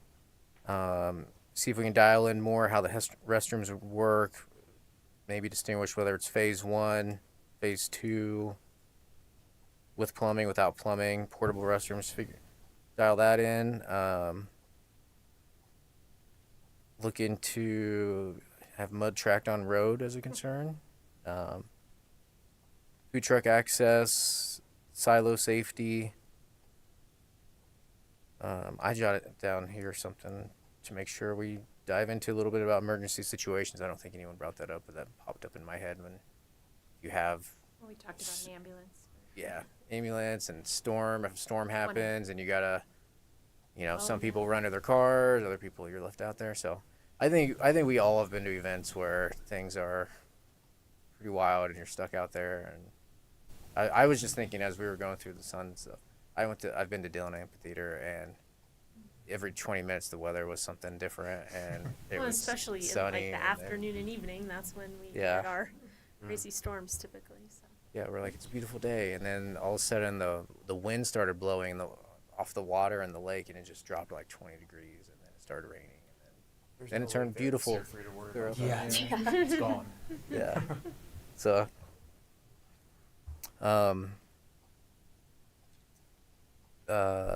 make clear the walking paths and vehicle paths on the diagram. What the pathways are. I appreciated a lot of Sarah's comments about the volunteer parking, turnaround for artists, lighting in the parking, positioning the road maybe further west to make sure we're not crossing the road. If people have to cross the road after parking. Looking in the Performing Arts Center being larger. More ADA parking. Going around on my sheet. Anything you guys think I missed on here? That Curvy Curvy LA? Yeah. You like that one? I think The Curvy LA The is tree concessions hug. behind it. Did you mention the playground being quiet, passive rather than? Passive, quiet, natural. not a destination playground. I think I like conceptualizing that way of like, this isn't a park you come to just for the playground. And we actually No. made the same comment as Be well an as staff. incredible and- playground just down the street. So, I mean, yeah. Yep. I had a question when you brought up the road being moved further to the west. Didn't we see a slide when there was a minimum distance between, CDOT dictated a minimum distance between the roundabout? She didn't mean the entrance. Oh, She means come into the park and then jut west so Oh, that okay. the road I'm itself sorry, is on the outside. I of misinterpreted that, sorry. Yeah, take the 1,100 road. feet to future roundabout, okay. Yeah, take the road and then come like that. I also.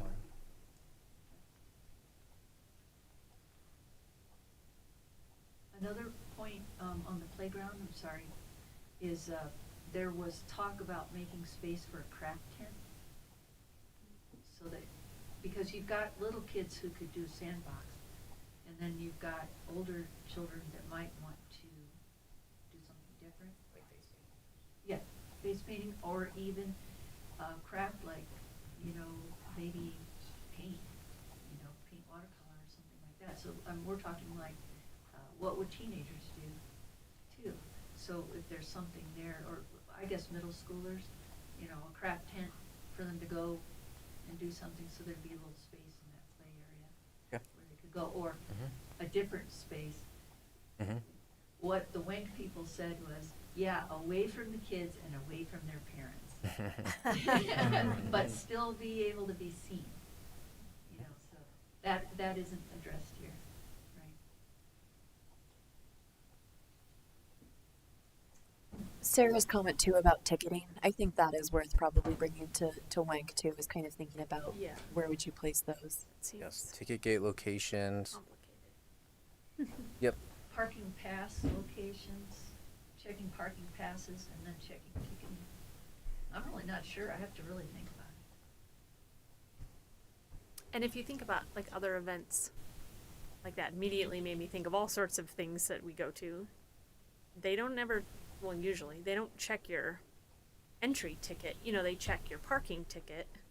And it's just never crossed my mind that like, what if you have a parking ticket but not, or saying like you have more people in your car than actually have entry tickets? Like, I'm sure that happens, it's just something Yes. I thought of, like, those are two separate things, really. Yeah.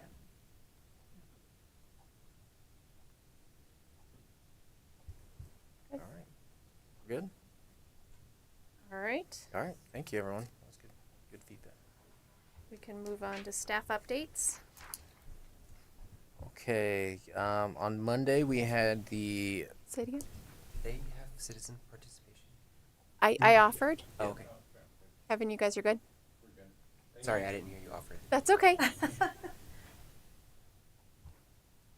The open space meeting was on Monday. We had a packed house. I know we had a sign-in sheet. 93 people signed in, and assuming there's probably some that didn't, but we had extra rows up here. It was fully filled people. So I thought it was a good presentation, good question and answer. Got a lot of good feedback. I think with open space, everyone has their kind of opinion on what their favorite type of open space is, I think. And I think we got to hear that. I think we have a lot of people concerned about wildlife and habitat corridors and things like that. So, Chris gave a presentation. Larimer County representative from them gave a short presentation, and someone from Colorado Open Lands did as well. So. Keith, what was like public sentiment like there? Kind of what percentage would you say was like negative, neutral, positive? I always think it's balanced. I don't know.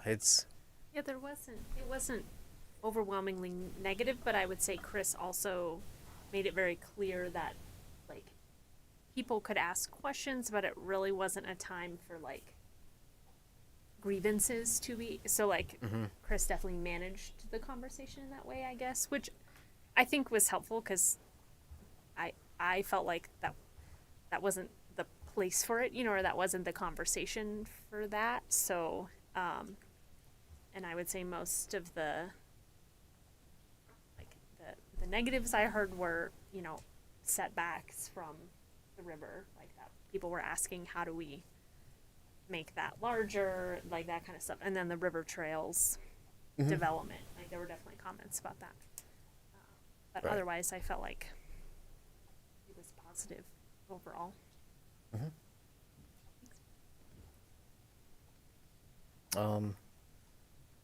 Arbor Day is April 25th at Town Park. They're planting trees south of Town Park between Town Park and the trail, the Nielsen Greenway Trail. So it's the trail that runs along Ivy Stockwell. So again, they'll have a handful of trees there, and folks who show up get to help plant the trees. So it's not come and watch our staff plant trees. It's the people who show up Bring a shovel. actually plant the trees. So it's getting bigger every year. And I think we're hoping this is a little larger than last year, and yeah. So invite you all out to attend that and participate as well. The Arboretum, the bids close for that on April 7th, which is next Tuesday. We'll see what the bids look like and how much review they'll take to go through, but we'll plan to take those to the board. If they're, again, we have to see, what, are they easy to decipher? Do we need to call the company? If they're pretty clear, we can possibly bring that to the board the first week in April, or first meeting in April 14th. But if we have like three that are very close to each other and you're trying to figure out the best value, that could take a little longer. So that could go to the second meeting in April, which would be the 28th, I think. So we'll see what we get there. And then we would present that to the board to possibly go up for construction. We had a pre-bid for that project, and again, it was a packed house full of contractors and subs. So we're looking forward to getting those bids back on Tuesday. Jaskowski, just an update. I finally got a letter from Colorado Open Lands that they approve of the design. We went back and forth for a few months still on little details. But I finally have a letter from them. I haven't read the full thing. I saw a few paragraphs that said, disc golf is allowed. We can put the cages. We can do concrete pads, dog access, and everything. So I think we're gonna start working on something to present to the board. Hopefully, the next couple months. That's what I'm hoping to do. Still, I think there's a lot of things that go on the agenda and how they fit on the agenda. So. Can I ask a question about that? I saw in the minutes there was a comment about Jaskowski, that there was no money available or something. So there's not money technically in the budget to do it this year, but so we would ask for money to be appropriated this year. Because wasn't the original plan to try and open this up this year with the dog training? Yeah, and it There's still no can be. money to do that, or is there money to do it? We would have to ask for money to be added to the budget. Every August we do budget appropriation, and projects that are more finalized and dialed in, we present to the board, see if they want to appropriate money. But the budget's at the end of the year, right? Cycle? So like nothing's happening this year, correct? We ask in August for more money from the board to appropriate the budget. So there's things that you do your best to budget for, but then there's things that overrun. There's new things that pop up that we're tasked to try to get accomplished. So Nothing before August would happen. it just depends. I'm hoping we have something ready to present to the board maybe in June. Trying to be, and then they can make a decision there. I mean, they're in control. They tell us what to do technically. So I'm just want to make sure I'm clear on that. There was zero money allocated in the budget that was approved for 2026. But the board, if there's a proposal before them, they can choose to take funds from another source. No, they just, I don't know how to describe it. They add to the expenses, they get approval to go above the budget for a certain expense? Okay, well, it brings up a lot of questions for me. It's like, and it's not appropriate at this time, but why wasn't there any money allocated to Jaskowski in the 20? That's what I thought we talked about. It was going to happen this year, or that was the plan. So Correct, yeah. So saying. at one of the previous meetings I brought up, I made a mistake and thought it was in the budget. I think the reason Chris left it out is because it wasn't dialed in yet enough to put in the budget. I know we could have thrown a number in there. So,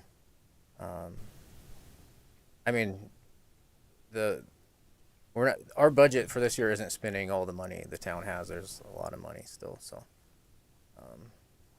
and we add things to the budget every month that weren't budgeted for this year. There's always little things. So I still hope we're going to present to the board and they like it. So it's not unofficial. I mean, we weren't allowed to do anything.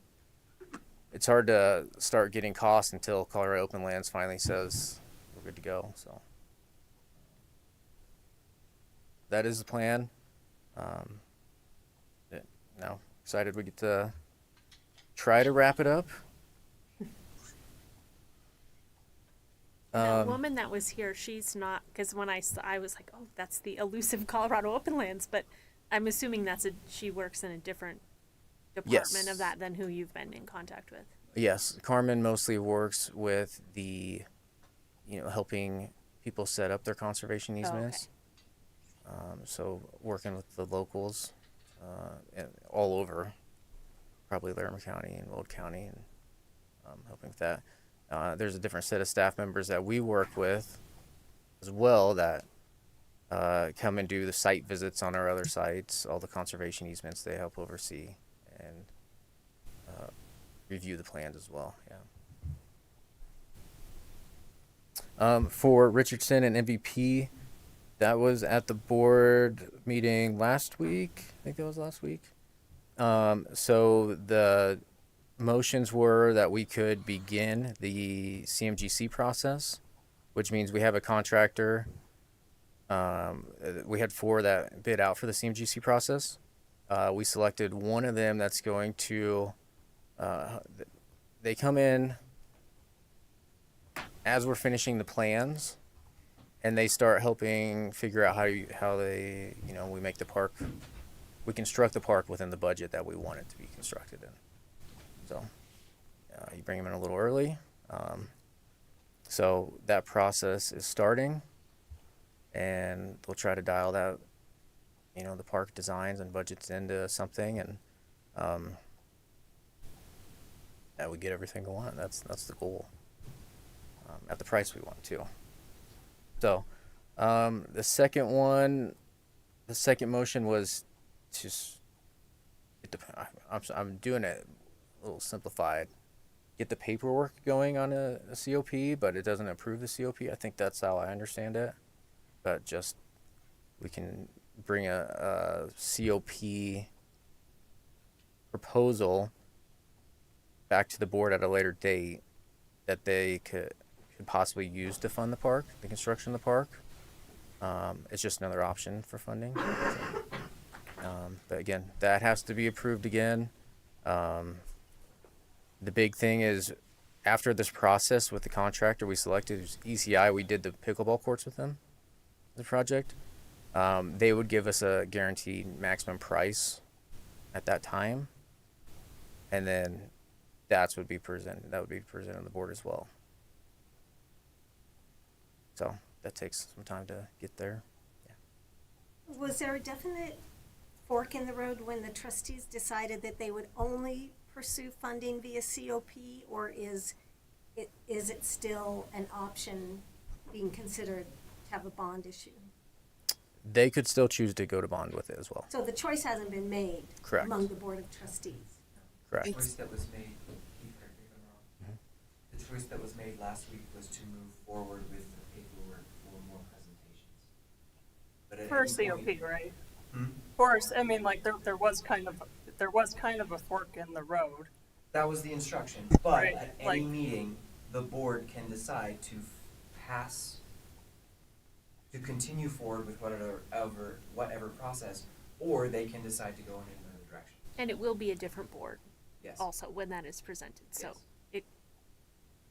who knows? Yeah. But And some trustees did express support for a bond and going to voters for a bond over doing a COP.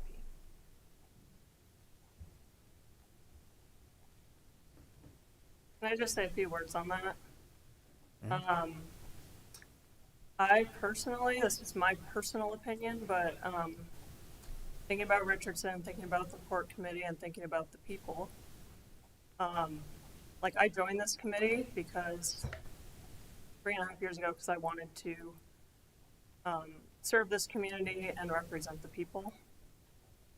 And from what I saw, I didn't really feel like people were represented at that meeting, and I also don't feel like our port committee was represented. For example, the 2024 port survey that we recommended was not even mentioned at all, and that was disappointing. We spent a lot of time to put that together, and we got really good high-quality data. What was also not mentioned was all the work that our port committee recently did on an indoor pool option, looking at an indoor and/or outdoor pool option at the Wagner Farm Park, and that wasn't mentioned. The 2018 survey was mentioned, but I did not feel like our port committee was acknowledged for some of the work that we did to help get this there. And I do not care about having my name on a plaque or anything. I just felt very much like our voices as citizens and as port committee members were not being heard at that meeting. So that's all I wanted to say. Just really disappointed.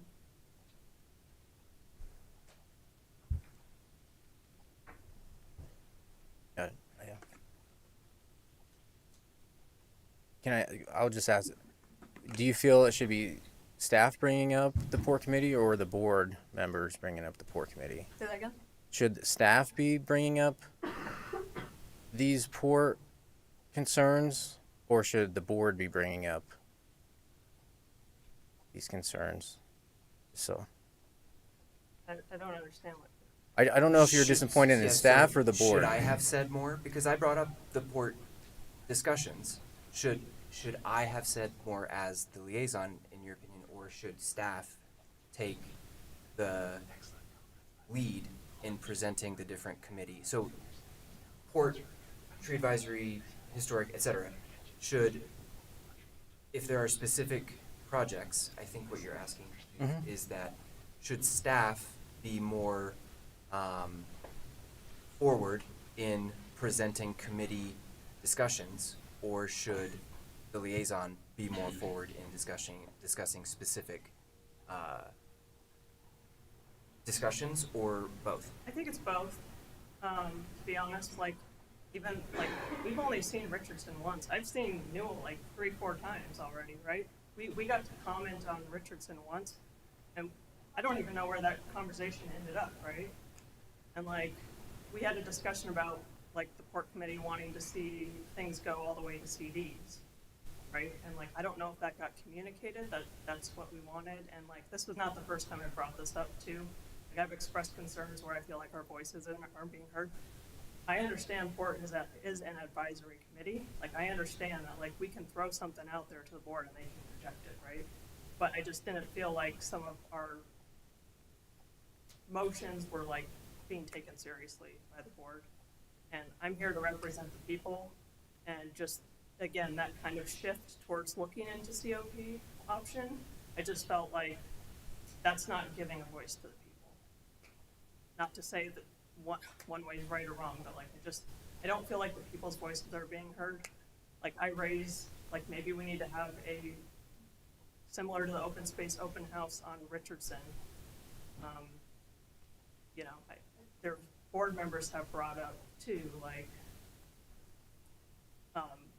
they've expressed like, how can we get the people more involved, right? Like, I'm just saying my personal opinion is I don't necessarily feel like the port committee's voice is being heard or taken seriously or acknowledged, and I don't feel like the citizens are either.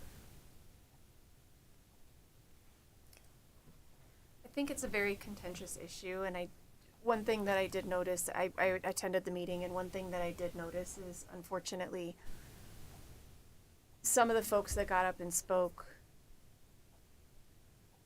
felt like there hadn't been enough discussion about this park, and felt like perhaps we should have done a survey to see what everybody's priorities were. So, Well, we did do a survey. Well, I know, that's my point. I know, that's my like my is point I too, is feel like there's been some. I feel like it's like that. You're never going to please all the people all the time. And I think there absolutely, this is a huge decision for the board to make. The funding piece of it, I feel like, is the board's decision to make, and how they go about that and what's best financially for the town. But I did feel that I didn't get up and speak at the meeting because I felt like it was pretty well represented. And I felt like we were pretty well represented. I didn't feel like there was much that we've discussed. The only thing I would say is, and it was touched on at one point, was talking about kind of piecemealing out the project and kind of seeing what makes the most sense. Like, if it's $38 million for this, but it's $25 million for this, like, what are those things that we can sort of figure out? And I think one of the sentiments I heard from town staff was like, well, we want to get everything done. Yes, we do in a perfect world, but that's a high price tag. And so if there was a way to please the most people with the least amount of money, then maybe that would be the best option. But my point being that I feel like we've had ample opportunity between port committee meetings, between board meetings, surveys, all of these things over the last, since I've been a member of the board, which I think is 4.5 years. And unfortunately, we rarely get very many people here to interact. And I've spoken at multiple board meetings about Richardson Park, about all of these things. And I mean, I would say I'm one of few that gets up and speaks. This particular meeting, a lot of people got up and spoke, but I mean, you can't force people to participate, and people want to have their voices heard on Facebook, but maybe not here. They don't come to the meetings. And I think that's the hardest part about all of this, is that people are out there voicing their opinions in other ways on Facebook, different things, but they're not coming to the board meetings and saying it in a setting that is where it matters. Mm-hmm. I don't know. Maybe that's a bad way to say that, but it does matter. Facebook matters. All of it matters. But Like, I don't want to get into it, like, necessarily. I'm just telling you how I feel. That's all I'm trying to say. Is no, I express appreciate it, but there's my concerns. I mean, I sat through that entire meeting, and I did feel like all the opportunities have been out there to participate and communicate and be part of this process. I mean, we've seen Richardson Park. Yes, these particular plans we've seen. We've seen them once. For the pool? Huh? for just the pool. Well, with the comment, you mean like when we looked at these particulars? Since this Richardson thing has started, like whenever, May of last year, we have seen the design and been able to comment on it once, I believe. I think the finalized design, yeah, but we've seen like different parts of it and had different discussions. And we also sidetracked and went down the road of putting the pool at the rec center. And so we were I'm pretty talking like focused on after that rec center thing. Since May of last year, I believe we have seen it once. You're right. Well, I mean, when they put the Well- pool in with our input, we've seen it once. Before then, it was always the phased development and no, we can't possibly, do a pool first. But we've reviewed it once since they incorporated a lap pool instead of a Yeah. water park into the design. We have only seen it once. And I've seen Newell like 5 times. But has the it plan just feels changed? like, yeah. Since we've seen it? The only thing that's been adjusted is the pool. Like, I mean, usually we Like, I see it guess my as question- updates come, and if there haven't been updates, then I guess it makes sense that we haven't seen it. I read about updates, but we haven't seen it. At the board meeting, Something they that got had them. changed at the deep end and something that got, They presented them around. at Like, the are we board. gonna see it again, or is it just gonna go, is it just out of our hands now? And like, whatever cuts are gonna be made, and it's just gonna be what it's gonna be, because sport So- committee has. No, I brought that up specifically in my comments that as the process moves forward in whatever mode that it moves forward, that Port wanted feedback. That question was asked directly. Yeah, that's true.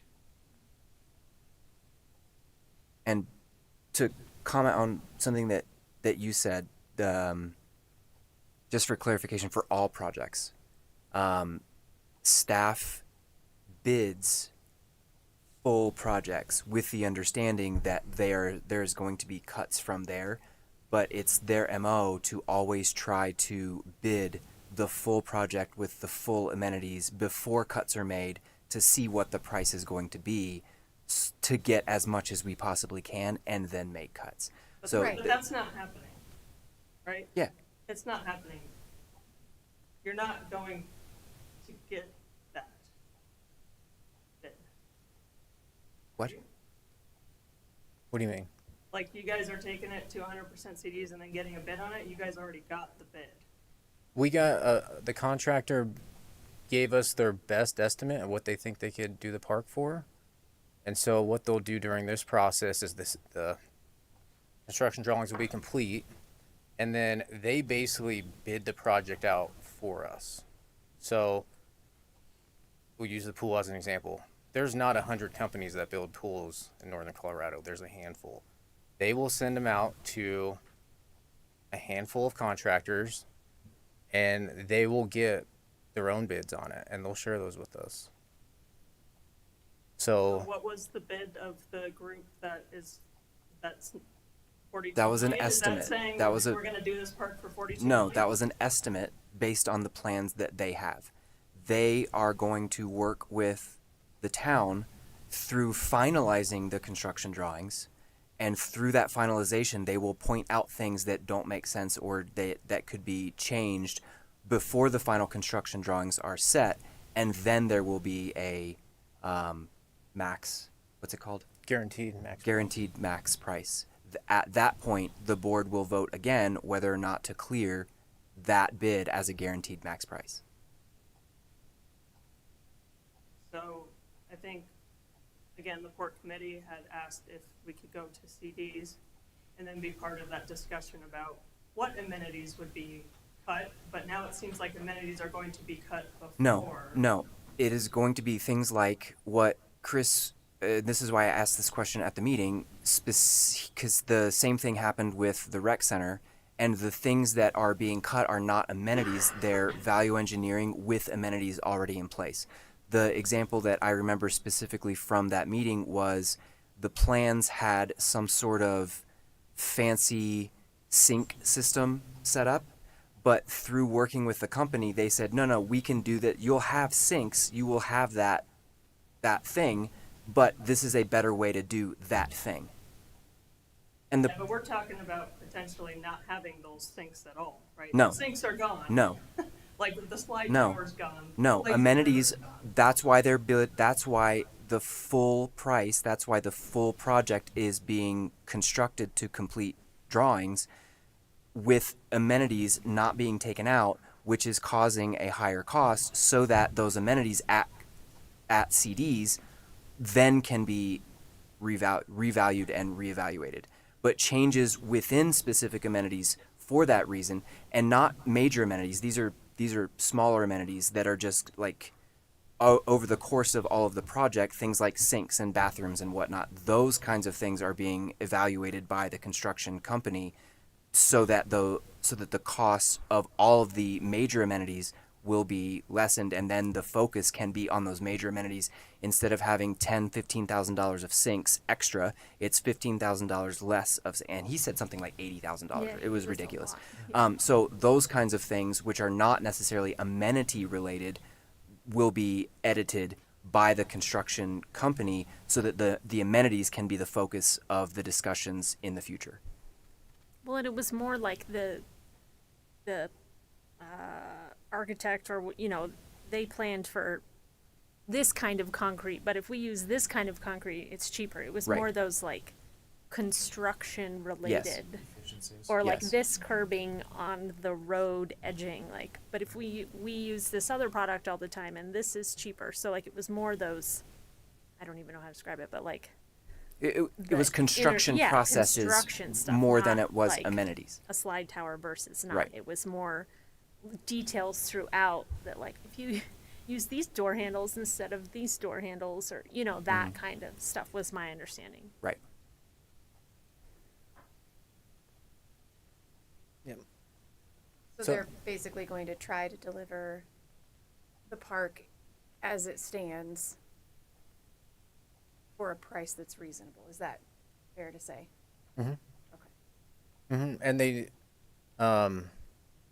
And they'll work with a variety of subs that specialize in all kinds of different things, and they basically bid out every piece of the project to their subs, and then they'll come to us. So even the concrete work, they might be like, okay, we've got 3 subs we usually use that are good. They offer fair value. So they'll send it out, and then they'll come to us. They say, hey, we want to go with this sub. So it does they kind of bid it out a little bit for us as they're getting their prices locked in. That makes sense? Does that make sense at all? I know I'm trying to. I'm on the Yeah. port committee and I'm confused. So I can imagine other citizens are confused as well, and I think that's part of the problem, is just not understanding this. Like I'm lost right now. So I don't need an explanation. I'm just saying, like, this is where I'm struggling a little bit, is like this information, it has not been, it's been confusing. And I don't, again, Okay. I don't need any comments. I'm just saying I'm confused and I'm on the port committee. So I'm just gonna throw this out there. The Arboretum, we put it out for bid, right? It might come back way over budget. And then we're gonna have to figure out how to try to get that within budget. So the same thing's happening with Richardson as well. They're gonna bid it out technically, and then we'll try to get it within budget. So does the port committee get to help decide how it gets within budget, or are we just out of that discussion?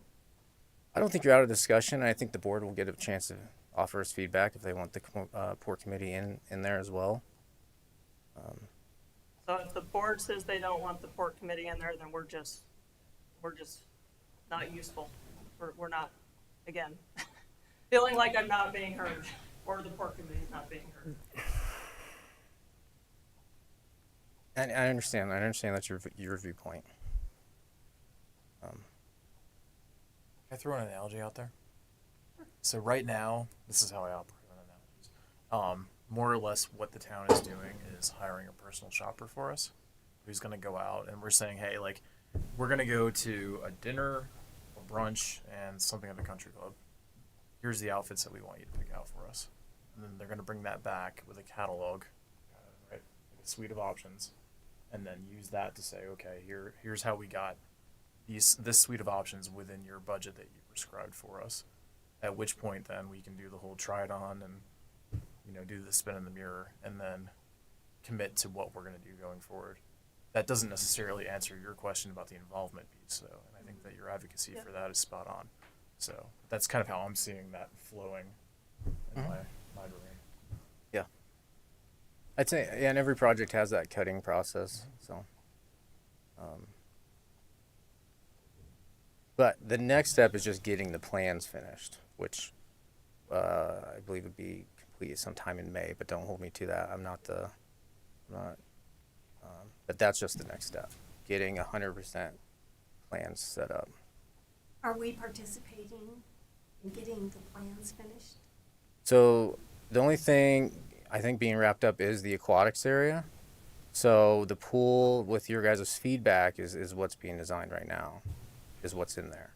And the board approved that design to go forward. Mm-hmm. I So think a single lot deep of our- end. they took a lot of Single deep end. They took off a couple of the cuts, 2 diving boards, and removable blocks, or removable diving boards and removable blocks. I can't remember what it was, but it was changing the main pool area to a rectangle with a single long deep end, and the diving boards in the north end where that deep end would be, instead of having that sort of entrance diving area set off from the rest of it.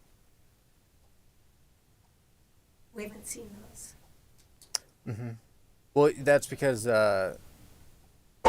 you guys gave the feedback and that design was taken to the board. Where is the design? I mean, I'm sorry, I haven't It's looked basically, online. Is the design with our feedback published anywhere? That we can I'd have see to it or check. the It public might be. can I see it? think it was in the packet. I mean, it's really just like taking the Wagner pool and then fitting it into that. Right, no, I'm just saying, Yeah. can it be viewed anywhere? Oh, it might be. probably in the packet from the board meeting that we approved it. I know they had brought it up at the board meeting this last week, and they had talked about the changes with the contiguous deep end and all of those kind of things that we had all talked about. Yeah. Is it published somewhere is my question. In the packet. The packet's online. Okay, Yeah, Yeah. under each Right, board meeting, okay. you've got the packet there. I can check that, our active sites or active projects. Has that in there too? We have an active projects I saw that. webpage. I didn't look at it though.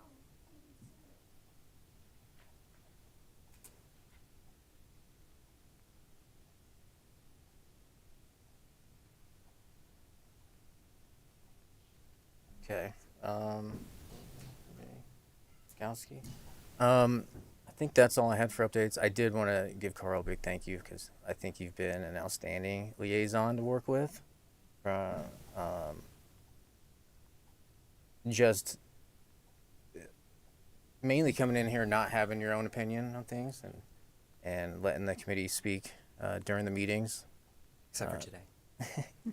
You jumped in a couple times, but I think you've always done so very respectfully, and I've had that. I've not had that sometimes with a liaison.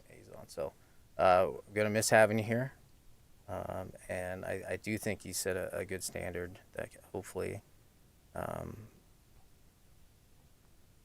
the next liaison, the committee can hold them to that standard in some way, and then also help them improve as well if they need to. So, yeah.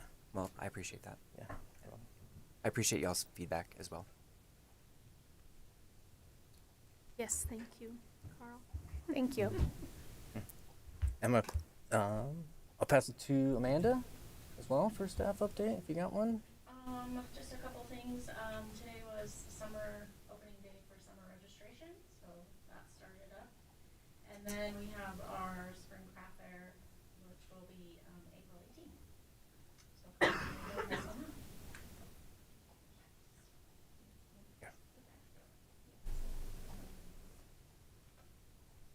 Perfect. Thank you. Where's the craft fair? At the rec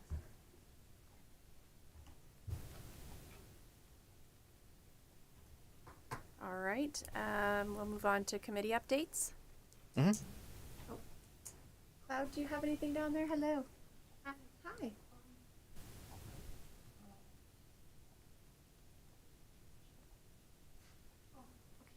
We kind of had a, very sorry. We kind of had a packed meeting today because we had missed so many meetings. But today we set goals for ourselves for what we want to do in the future starting in August because we are coming up to the end of our school year and we don't have meetings in summertime. So we set goals for ourselves,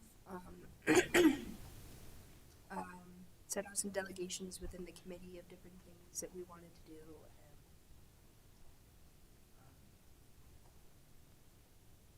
Nashville, future national leadership conference in Nashville. Some of us are going.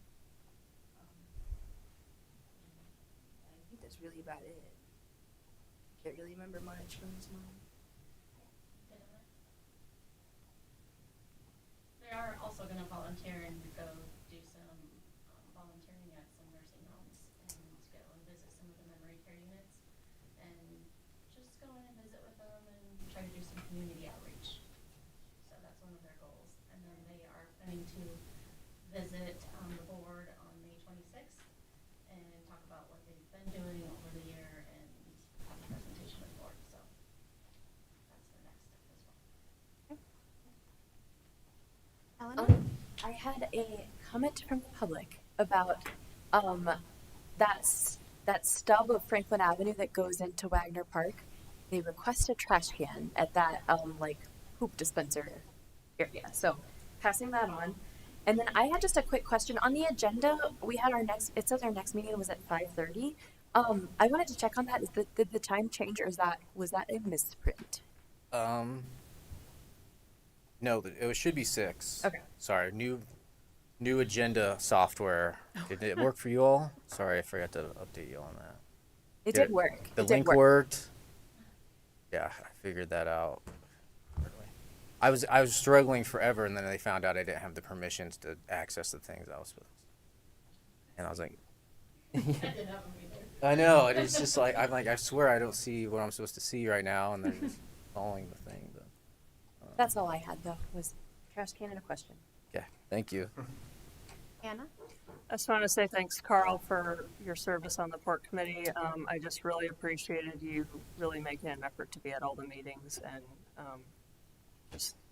listening and carrying forth our messages. So thank you for your service. I appreciate it. Yeah, thank you.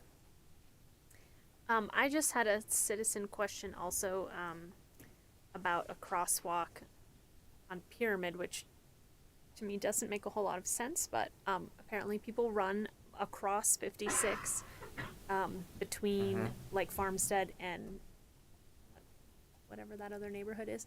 But my guess is that would be a CDOT thing, right? And I mean, that would be not something the town could easily. A crosswalk across a highway is going to be a major Yeah, problem, that's what I especially figured. since it's I not. thought, I think it's hard enough to get the crosswalks across from Hayes Yeah. addressed. Yeah, that's what I mean, figured. Okay. Said I would ask. I get what you're saying. I get. I'll look into that as well, though. We are going to construct the sidewalk between the Peakview development and the First Street roundabout, so on the north Oh, side, so they can that'd be hopefully nice. run over the roundabout and then Yeah. come in. Maybe they'll feel more comfortable doing that. But that should be completed this year. I guess on the south side, that's private. Yeah, private property. Like, towards Farmstead or towards. There is some sort of construction surveying going on there. Was that one of those small developments that's going in? There is It's like the one, it's like the northwest corner of Pyramid and Welsh. Yeah. I saw people out there the other day. They were staking out measurements there and in that empty field. Yeah, I think there is to the something north. going in there, but then west of that is private property between that and the roundabout. As far as the sidewalk. Mhm. Is there a sidewalk? Anyway. Yeah. It will all obviously continue to change as we grow east. I did have one thing I wanted to ask about. Near like Berthoud Reservoir, there are crosswalks across the intersection at Berthoud Parkway and 287, but there are no sidewalks on the south side of the south side of 287. Like if you were at Berthoud Reservoir and you say wanted to walk to the gas station. I have 13-year-old boys. That's what they want to do. Walk to McDonald's from the lake. There's no sidewalks anywhere. There are crosswalks in the intersection, but there's no sidewalks leading to the intersection. Is that something that's planned at any point? This year as well. So the Hammond development has a sidewalk that dead ends right by that power station. So will it be on that west side of the road? Mm-hmm. Okay. Sidewalk along the west side up to 287, and then we're looking in and doing a flashing pedestrian thing that just like, not the big red overhead. Like the Hayes Market one. Yeah, we're just trying to do the Hayes Market type flashing beacon there. From Berthoud Reservoir? Mm-hmm. Or the Reservoir Road. Yeah, I know it's different because there's no sidewalk there off the Reservoir Road, right? So. Right. But we do know it's a crossing people are going to utilize. So They're we're looking coming at 65 miles an hour turning, yeah, or not, yeah. slowing down, turning onto Berthoud Parkway. They're hauling. Mm-hmm. Because you can't put a sidewalk on the east side, or like. Because there's crosswalks in the intersection on the east side of that intersection. It's the ownership for that side. Yeah, that's It's what I was owned wondering. by the town, isn't it? Because there's like a north of social the trail in front of Berthoud Reservoir, like on Berthoud Parkway on the east side of Berthoud Parkway. Mhm. Like if you were at the reservoir and you wanted to walk up to that intersection, there's no sidewalk or anything like that. There's just like a dirt path Right. from people walking through it. Mm-hmm. And then there's crosswalks in the intersection as though it is like a pedestrian trail, but Correct. They definitely planned it out like it would, or CDOT put that in, like there would be pedestrian crossings there one day. Yeah, I mean, we're doing it on the west because the sidewalks are already there on the west side, right? On both sides. in the neighborhood. East side, we don't have that. We don't have that on either side yet. I was So, just curious if there was That's- any plan for all of Is that neighborhood is county, right? yes. To On the the east south side of of the the road? reservoir, on the Yeah. east side Yeah. of the road. Yeah. Yeah. And then, yeah, then north of the reservoir, north of the road at the reservoir, you have CDOT property and you have Prairie Star property still. Between 287 and the Reservoir Road. It's like a chunk. CDOT has like a. Prairie Star owns part of that? It was There's. originally going to be a solar farm. That's how they originally the original was like, we're going to have a net zero community, and that was supposed to be a solar farm between On the south reservoir side, and 287? 287. Yeah. I was just curious. It was one of those things where a bunch of the boys were there and they wanted to walk to McDonald's, and I was like, probably a hard no on that one. There's no like actual path and crossing trees. Mm-hmm. I was just curious if there's no way right now feasibly to get from town to Berthoud Reservoir on a bike or with a fishing pole or those kind of things, and so I'm always From Definitely town? understand yeah. There's no path from town to get to Berthoud Reservoir without crossing Berthoud Parkway, not in a crosswalk.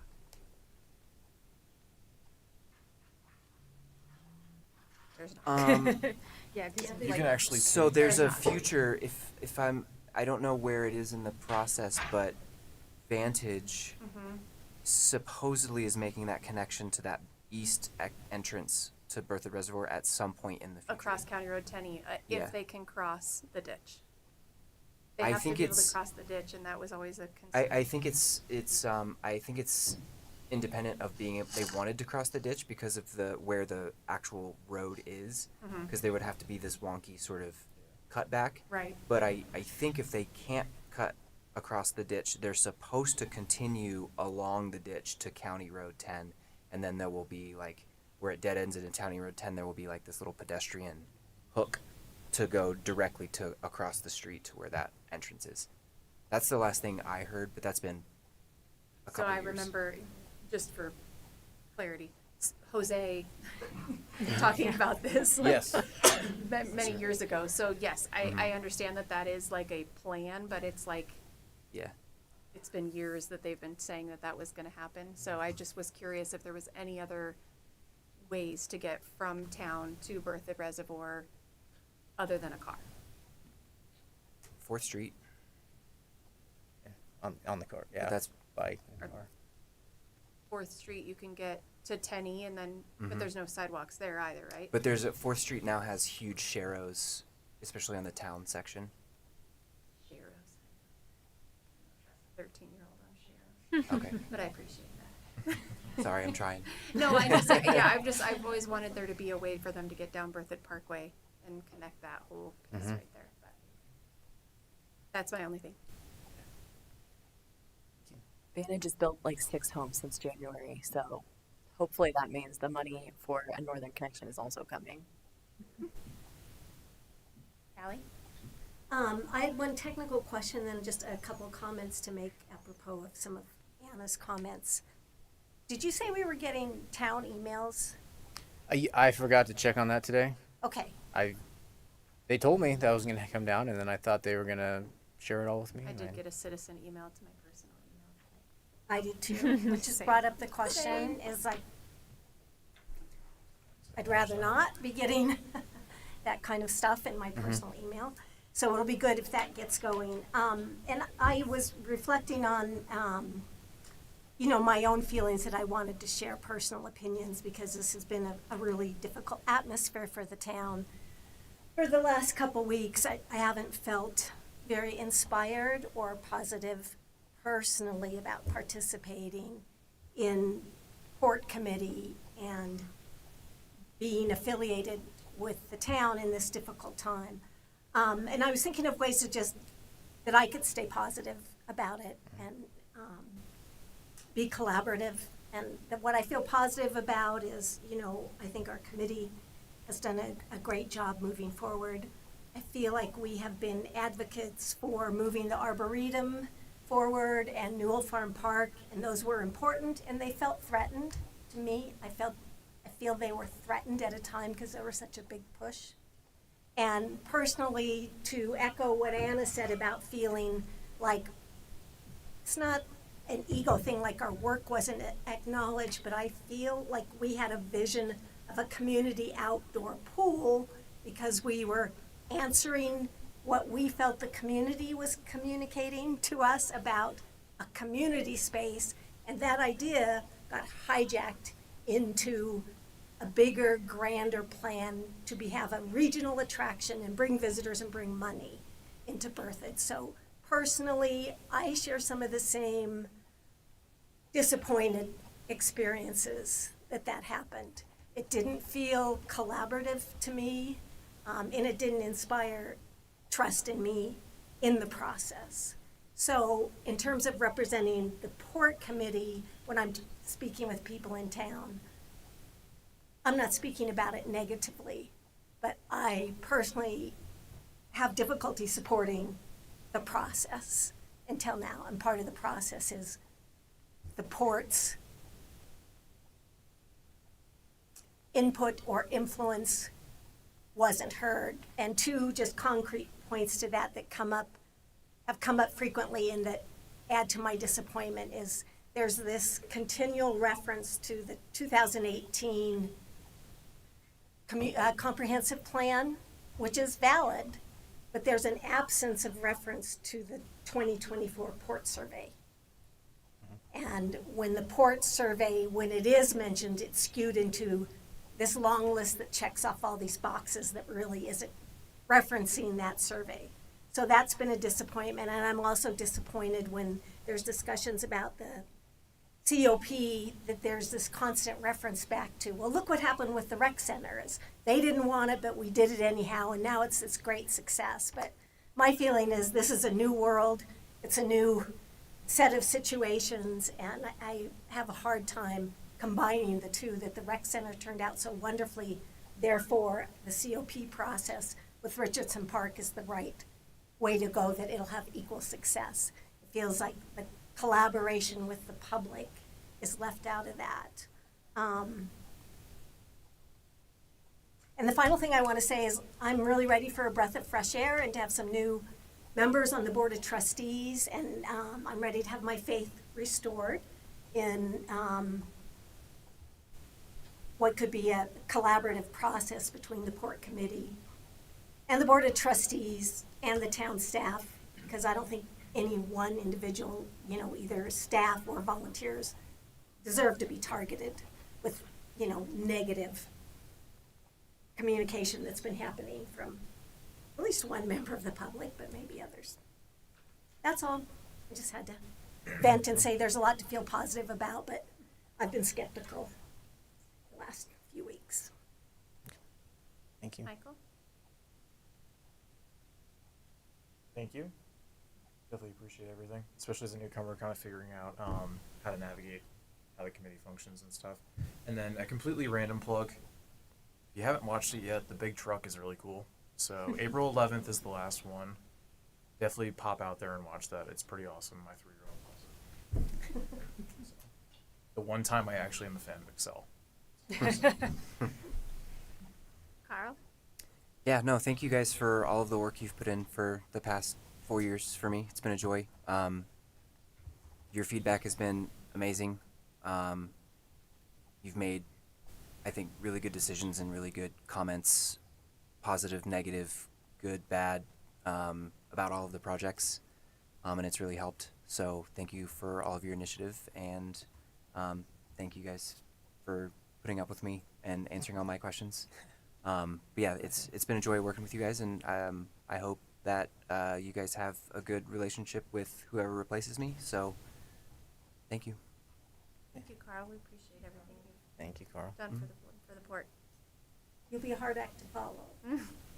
True. But I don't do anything. You do a lot. That's All